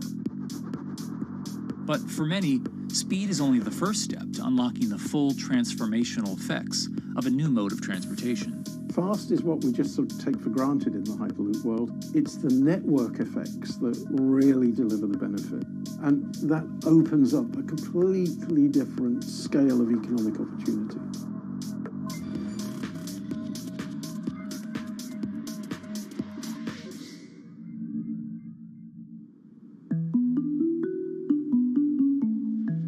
We've got planes, trains, automobiles, and boats for getting around Earth. But what if there was a fifth mode? And I have a name for it, which is called the Hyperloop. The Hyperloop? Hyperloop, yeah. In 2013, while riding high on the growing success of Tesla and SpaceX, entrepreneur Elon Musk released a white paper outlining the basic framework of the technology he called Hyperloop. The basic idea goes a little something like this. A tube reduces the air pressure to a near vacuum-like environment. A Hyperloop pod is then suspended in the tube, usually by magnetic levitation. The whole pod can then be propelled forward. Because there's no traditional friction sources like air resistance or rolling friction that would push back against the pod, the Hyperloop is able to move at incredibly high speeds and do so fairly efficiently. Despite its futuristic name, however, the general concept behind Hyperloop is actually pretty old. In fact, New York City's first attempt at an underground public transit system in the 1870s was based on a similar principle. The pneumatic transit system was short-lived, however, only stretching one block and topping out at a rather leisurely 10 miles per hour. While Elon would make some 21st century improvements to this concept and bestow a very 21st century name, he wouldn't end up pursuing the technology itself, instead electing to focus his efforts on something a little bit deeper, literally digging the requisite tunnels via his boring company. It would take another billionaire industrialist who dabbles in spaceflight. No, wait, not that one. Yeah, that's the one. After Richard Branson would make a large investment in the company Hyperloop One, it would be renamed to Virgin Hyperloop. What we've always been trying to do as a company is show that this technology could work, that it could be made safe, and that ultimately it's something that's happening in the next couple of years, not the next 20 years. Josh Geigel is the co-founder and CEO of Virgin Hyperloop. In a familiar tech startup story, he's seen the project go from a garage to a large-scale testing facility outside of Las Vegas. So we started building the first kind of Hyperloop system in 2016. We've done a lot of work, about 500 tests that we've done on that over the last 5 years. And what we realized that we need to do is take that technology, show that it can be commercial, so drive the cost down, improve the efficiency, improve the performance. But the key thing is actually making it approachable and safe for individuals. In order to do that, Josh, along with Virgin's head of passenger experience, Sarah Lucian, bravely volunteered to take the inaugural ride. What her and I were realizing is we're the first two people sitting in a Hyperloop. The only type of people that have gone through this environment are in spacesuits, and there we are in just normal clothes because of the system, the safety of what we've designed. 3, 2, 1, launch. And then once we started going, you felt a bit of acceleration. We accelerated a little bit harder than we would in commercial. It'd be like a sports car. Yes. We got to about 108 miles an hour on that test. And it's a short run. It's about 500 yards or so, and came to a stop. The test, lasting only about 20 seconds and covering only a quarter of a mile at just over 100 miles per hour, is a long way away from a true functioning Hyperloop. But as for optics, it's a crucial step for the future of funding. The number one question we got from investors or from project proponents or just people in general was is a Hyperloop safe? And what better way to show something is safe than by actually getting people on it? But convincing investors and governments that would likely be fronting some of the construction costs for an unproven technology is no easy task. First and foremost is the question of safety. Most people don't know how an airplane works, but yet they get on an airplane. They get on an airplane because, it's faster than driving, and most importantly, they've probably gotten off of one before, they've seen someone get off of one before. And so what we set out to do was actually show that Hyperloop could be safe with two normal people, not astronauts, not adrenaline junkies or test pilots or anything like that. Two normal people getting on a Hyperloop, and then most importantly, those two people getting off. But beyond safety concerns, constructing Hyperloops will undoubtedly require a significant capital investment to the estimated tune of around $60 million per kilometer of track. So a track from San Francisco to Los Angeles, for example, is likely to come with a price tag over $10 billion. And before large governments are willing to come in and front those costs, investors who are funding Hyperloop development must accept it as a long-term mixture of technology and infrastructure investing. Investors that are used to short returns because you're developing apps or something to that effect, those aren't the investors that really get excited about Hyperloop. What you start to see is the people that are looking at platform technologies, right? So this idea that because the smartphone existed, Uber could exist, right? So who are like the Vanderbilts of this century? And that's the part where you're going to get a lot more no's than yeses. But those people that have the ability, the fortitude to stick it out, to see the game-changing platform here, those are the people that we're looking for. And since we've done that passenger test, there has been a lot of interest that's really, this is a lot sooner than I thought.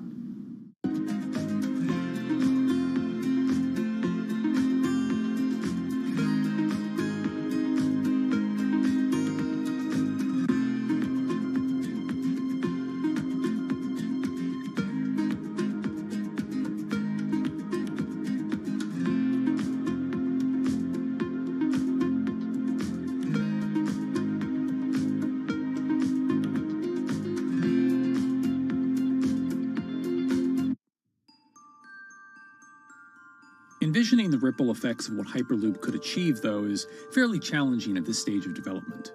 It's fast, yes, but for point-to-point travel, traditional maglev trains can move pretty fast as well. And outside of China, South Korea, and Japan, even those haven't seen much adoption elsewhere due to the high costs and questionable profitability. The Shanghai line in China, for example, loses around $100 million every year. Hyperloop companies, however, believe they can offer something different than traditional railway lines. My name's Alan James, and as far as I know, I'm the only guy on the planet who's written a government-level business case for 300 kmh conventional high-speed rail, 500 kmh maglev, and 1,000 kmh Hyperloop. It's fundamentally about moving people from where they are to where they want to go, when they want to make those journeys, and doing it in much smaller numbers. So pod designs for Hyperloop range from 12 to 28 seats, typically. Why are they small? It's because small enables the network to operate flexibly. And a great example of that is the east-west strategic route across the north of England, from Liverpool to Manchester to Leeds. So to get from Liverpool via Manchester to Leeds by train is just short of 2 hours today. It'll probably take you 2 hours driving as well in average traffic conditions. Net result is those three city regions remain three separate entities: Liverpool, Manchester, Leeds. There's very little commuting traffic between those urban areas. Hyperloop absolutely changes that from the ground up. Liverpool to Manchester is a 5 or 6 minute journey. Manchester to Leeds is also a 5 or 6 minute journey. What that effectively does is create a single super city economy. In this vision, the Hyperloop acts a little more like a highway, where pods have fixed destinations and don't need to stop along the way. Meaning you can travel on a Hyperloop network from, say, Liverpool to Leeds, while the pod behind you travels from Liverpool to Manchester. And if that metro Hyperloop network is connected to other networks from the same location, you could travel from Liverpool to Paris or Liverpool to Amsterdam, all without making a single stop. For passengers, for business, for leisure, that is utterly transformational.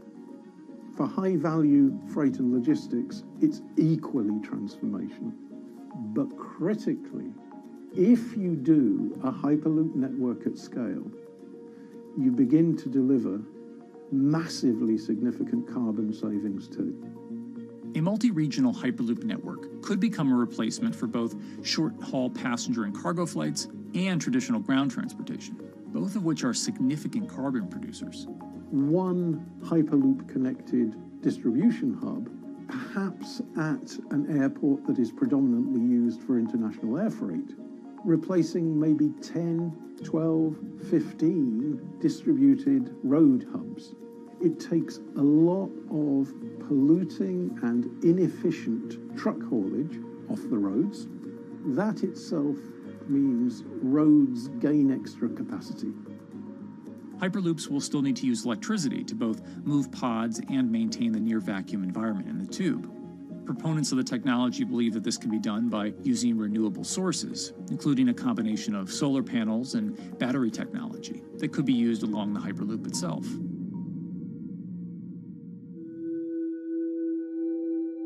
But even with all multipliers of time and carbon emission savings that a Hyperloop network may provide, the investment capital required to actually build such a network becomes even more economically and politically daunting. Committing doesn't mean spending billions on day one. Committing means, how do we phase it?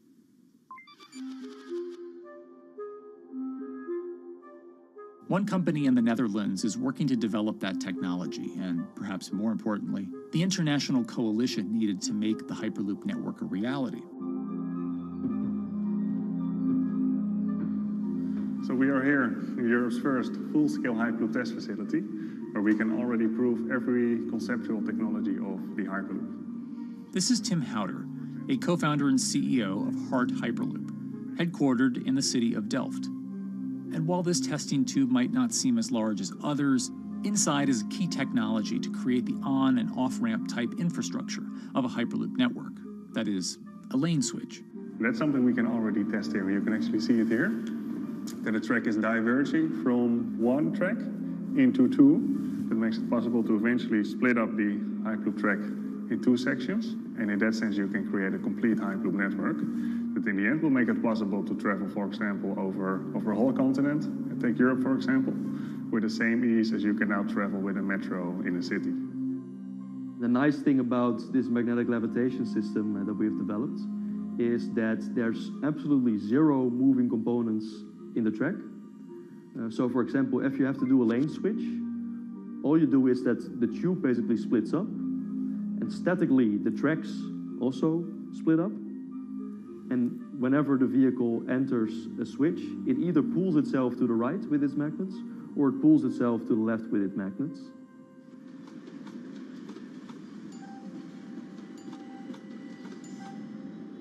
Lane switching on traditional rail requires the physical movement of the rail. Even modern magnetic levitation tracks use lane switching techniques in order to transfer trains from one track to another.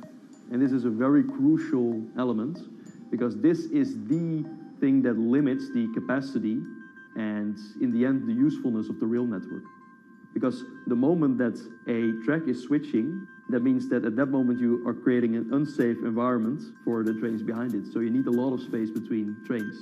But in a Hyperloop, because you have no moving components in the track, all the vehicles can be much closer to each other. You can achieve a very high frequency and basically have your vehicles moving and merging in and out of the network very much like a highway. For now, though, Hart's physical testing has been limited by the size of their tube. Because the test track is only 30 meters long, they haven't tested this lane switch at speeds greater than 20 kilometers per hour. However, the company is working to build a new test site where it plans to increase that testing speed to 300 kilometers per hour. We're now in a phase where we have proven most of the most important technologies in the test facilities that we already have. And we have also demonstrated the viability and the feasibility of a network. If you look at all the subsystems that it consists of, most of those are proven systems, already demonstrated in lab conditions. So we don't really believe that the technology itself is going to be the biggest challenge. Because for all Hyperloop companies out there, Actually building a Hyperloop system requires more than just a good product. We're talking about the safety aspects, we're talking about integration into the environment, we're talking about the social aspects. Do people feel comfortable traveling in such a system? So it's about all these different aspects, and the complexity is really getting all the different stakeholders that are relevant and that do need to contribute to bring this to market, to get them all following the same roadmap.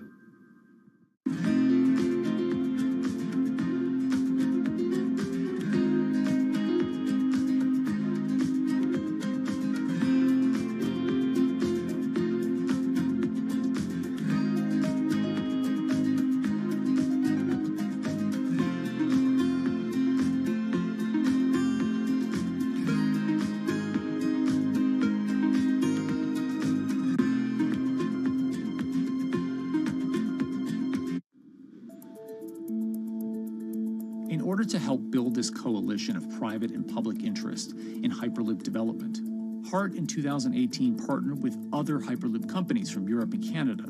The goal was to define, establish, and standardize the framework to regulate Hyperloop systems. Right now we are working with all the Hyperloop developers together in setting up the first, let's say, structure for starting the standards drafting. One of the most important goals for HART is interoperability, which is essentially making sure the different systems can communicate with each other. Interoperability is so important because what we want to achieve is actually have this seamless travel experience. So you don't want to end up, for example, going from Madrid to Paris and then switching because you need to use a different technology to get, for example, to Amsterdam. The idea being that as companies around Europe create the first commercial Hyperloop tracks between individual cities, one day those can all be connected to a larger network.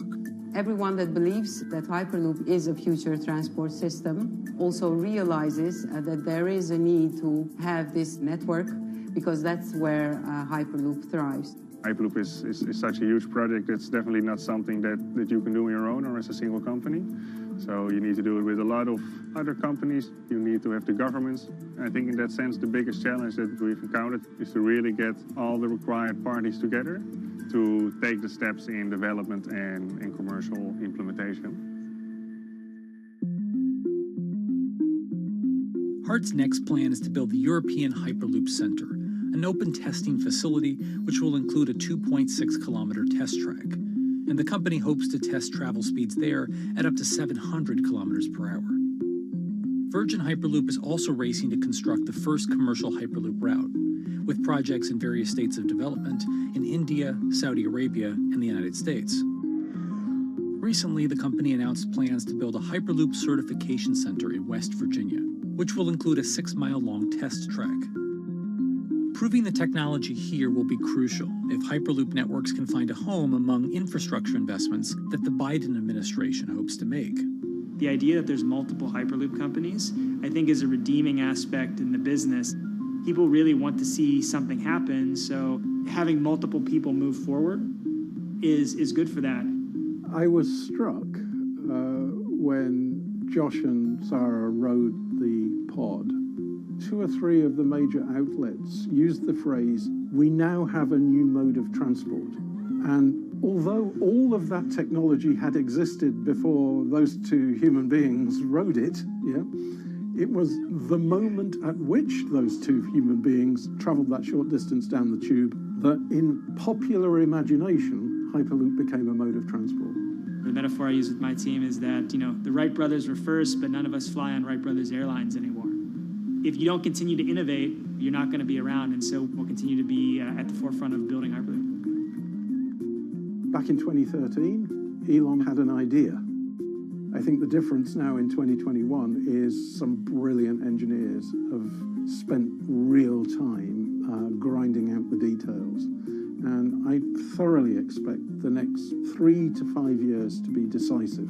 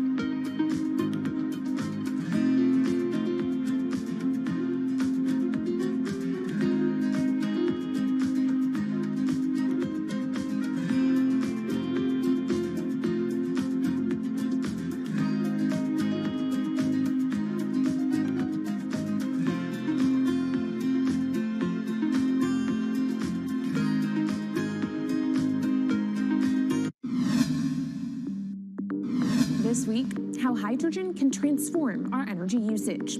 We'll look at why the universe's most abundant element could be a game changer in the climate revolution. Hydrogen technologies are not new. They are used in other sectors. We use them in space, on our rockets, and we don't need the laws of physics to change to be able to use hydrogen on our planes. From iron ore to green hydrogen, one of Australia's richest men tells us about his pivot to sustainable energy. Let's take action. It's practical, it's implementable. Let's do it now.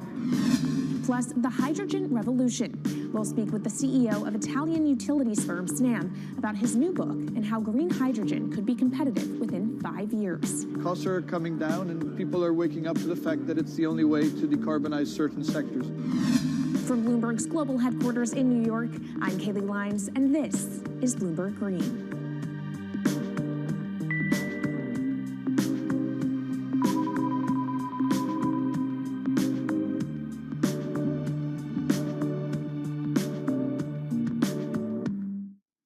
It's a new year, so here at Bloomberg Green, we're highlighting new solutions in the fight against climate change.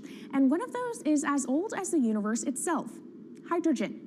It's the simplest element around, but could well be a game changer when it comes to turning around our dependence on fossil fuels. Today, hydrogen is used in the chemicals industry to produce petroleum products. It's also starting to be used in steel production, an industry under a lot of pressure to decarbonize. But it has far more uses as well, from powering cars to heating our homes. And Bloomberg New Energy Finance sees a seismic shift in the sector in the next 10 years as green hydrogen squeezes out dirtier alternatives. So-called gray hydrogen dominates today. But as renewable electricity gets cheaper and more accessible, so will green hydrogen. In this week's edition of Bloomberg Green, we'll explore what this push into hydrogen means for tackling climate change. We'll hear from Australian billionaire Twiggy Forrest about his pivot from iron ore to hydrogen, and we'll also speak with the CEO of Italian utility company Snam about his book, The Hydrogen Revolution. But first, what are we using hydrogen for? And why does it actually matter? Christine Lee Edwards explains. Hydrogen, the most plentiful element in the universe. On Earth, we find it mostly bonded to oxygen in the form of water, or in other gases known as hydrocarbons. Hydrogen gas, H2, burns hot and clean, making it an attractive tool in the race to net zero. But isolating hydrogen from other elements is no easy task. Today, the cheapest way to do this is via chemical processes that break up natural gas. This releases a lot of carbon dioxide. Another method is to use electricity to split water molecules in a process called electrolysis. Although there is no carbon byproduct, a lot of electricity is needed. And if this power comes from burning coal or gas, it negates the zero emissions goals of using hydrogen to begin with. Hydrogen produced in this way, powered by fossil fuels, is called gray hydrogen. If carbon capture and storage is used together with fossil fuels, then it becomes blue hydrogen. If nuclear power is used, it's called pink. And finally, green hydrogen is when it's produced via electrolysis and powered from renewable sources. This method is considered emissions-free. It's predicted that by the early 2030s, H2 made from renewables will be cheaper than that made from fossil fuels. But that hinges on the cost of electrolysis declining, which will be achieved through larger projects and an expansion of manufacturing. To be clear, vast amounts of H2 are already used today. Global production in 2018 totaled 117 million metric tons. This hydrogen is mostly used for its chemical properties, not as a source of energy, and very little of it is clean. Some sectors like steel could start using hydrogen for these chemical properties, replacing coal. Industries like cement and glass may also use hydrogen as a source of heat. Another advantage is its energy storage potential. It can be stored over long periods of time and used when more power needs to be added to the grid. It also could hold an advantage over batteries in heavy transport and shipping. The promise of hydrogen for energy has been around since at least 1874, when Jules Verne wrote about it in his book, The Mysterious Island. But the future of hydrogen will depend on policy. Countries with net zero targets, carbon pricing, and hydrogen strategies with investment mechanisms are likely to see the highest H2 demand.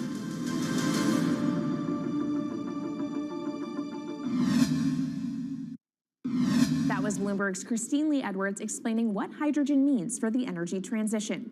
But how are businesses approaching the sector? Well, one of Australia's richest men is making a big play into hydrogen. Andrew Forrest, better known as Twiggy, made his fortune from iron ore, being the chairman, former CEO, and major shareholder in Fortescue Metals, one of the world's biggest miners. But after having made over $10 billion in profit from the metal in the last fiscal year, Twiggy wants to transform Fortescue into a clean energy company. He's been scouring the planet in search of investment opportunities in hydrogen and renewables. The firm plans to allocate up to 10% of its annual profits for green energy investments and is exploring projects across the globe, from Indonesia to Argentina. Francine Lacqua caught up with Twiggy Forrest. There's only one type of clean hydrogen, all the rest is dirty. Yeah. That is green. If you just say green hydrogen is clean, the rest is dirty, then you've actually nailed it. And, you know, anyone else who produces any other rubbish, any other argument, just look them in the eye and say, why is global warming accelerating if anything you're saying is true? And then you'll know, actually, it's greenwashing. Yeah, but there's a lot of greenwashing because I keep on being told it's a transition. We can't just, make the transition at a click of a finger. So what are we doing wrong? What can we do better? I don't remember the personal computer having to transition the typewriter. I really don't remember that. I don't remember the smartphone having to transition the pocket calculator and the old landline. You know, its transition line is complete rubbish. The lie got put to it 2 days ago when JCB, a really loved British company, every right for the country to be proud of JCB, and Fortescue, holding a bit of a similar reputation, fantastic track record, everyone's done super well from Fortescue, huge balance sheet, super strong. When those two companies got together and agreed a $7 to $9 billion US agreement per annum, right, then that's a real wake-up call to say, hang on, green hydrogen is obviously commercial now. You know, every other form of fossil fuel hydrogen, you know, it can compete with it on price, it can probably lose on price, but what we know, it is cooking the planet. And only green hydrogen, zero methane, zero carbon in the supply chain. Don't worry about the molecules in the supply chain. But at the moment, we're not even phasing out coal, if you look at the G20 communique. So we have a long way to go to talk about only using green hydrogen. Yeah, so look, I have a call, which I'd like to make now, that the world should not fund any more coal-fired power stations, coal mining projects, ever. We should wind them down as quickly as possible because they are cooking the planet just like grey and blue hydrogen is cooking the planet.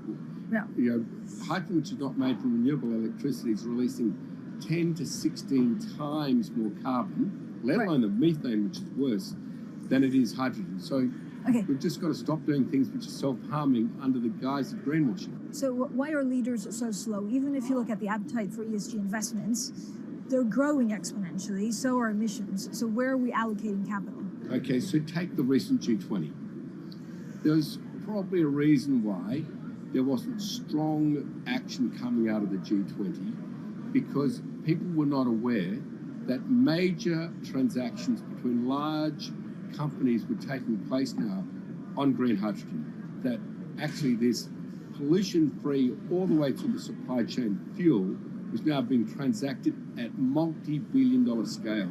If they'd known that, I don't believe any sovereign leader or any energy minister or climate change minister could not take ultra seriously that green hydrogen is now here to stay.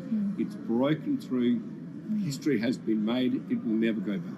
Okay, what is the one thing that you would tell leaders today and business leaders? How do we transition faster than what we are now because we're at real risk of missing our targets? Oh, so that's really simple. You stop funding, you stop subsidizing, you stop using money into fossil fuels. It could be carbon sequestration, it could be fuel rebates, could be anything. Hundreds of billions of dollars getting ashed while we ash the planet on fossil fuel subsidies. Because we haven't had that renewable electricity, we haven't had that green hydrogen, it's kind of been pushed down. It's all sorts of excuses. Oh, it'll never be commercial. It'll never be supplied in the quantities we need it. You know, blah, blah, blah. Now we know, let's take action. It's practical. It's implementable. Let's do it now. okay, if we do it now, is there going to be a shock to the energy system? Is there going to be a shock actually to economically? And is it worth, not talking about transition, just going from A to B? Yeah, it's a fantastic question. A to B is the solution. Let fossil fuels do what fossil fuels do. Just burn their coal, burn their oil, burn their gas. At least they're pumping up carbon and methane into the atmosphere honestly. Well, not that honest because they don't measure methane, which is 90 times worse than carbon. But at least the carbon is being done honestly. Encourage the green hydrogen sector to come in really fast. Okay, it's there. There's renewable power all over the world. We now know how to make electrolyzers much cheaper, like 25% of the original cost. We know how to do that now. We don't have an excuse to get into it. Does it need to be cheaper than oil and fossil fuel for it to be viable worldwide? Well, right now it is. Okay, so let's just swallow that bit of financial data. Right now it is cheaper, and it's getting more cheap. It's the only fuel you know of which is declining in value. You don't have enough of it, right, to power the world. Yes. That's only because we haven't had policies to support it. If we had policies to support it 5-10 years ago, it would be everywhere. You'd see the global warming budget start to come down. Yeah. Now, we've got 5 or 10 years to make a huge difference. I need policy leaders all over the world to appreciate now, okay, big business is transacting with green hydrogen in multi-billion-dollar agreements. Right. We now know it's here and it's here to stay. Let's spread it everywhere. Coming up on the program, the hydrogen revolution. We'll speak with the CEO of Italian utility firm Snam about his new book and why he thinks green hydrogen will be competitive in just 5 years. Plus, how are airlines working to become more sustainable? We'll look at how Airbus plans to step up in the climate fight. This is Bloomberg Green.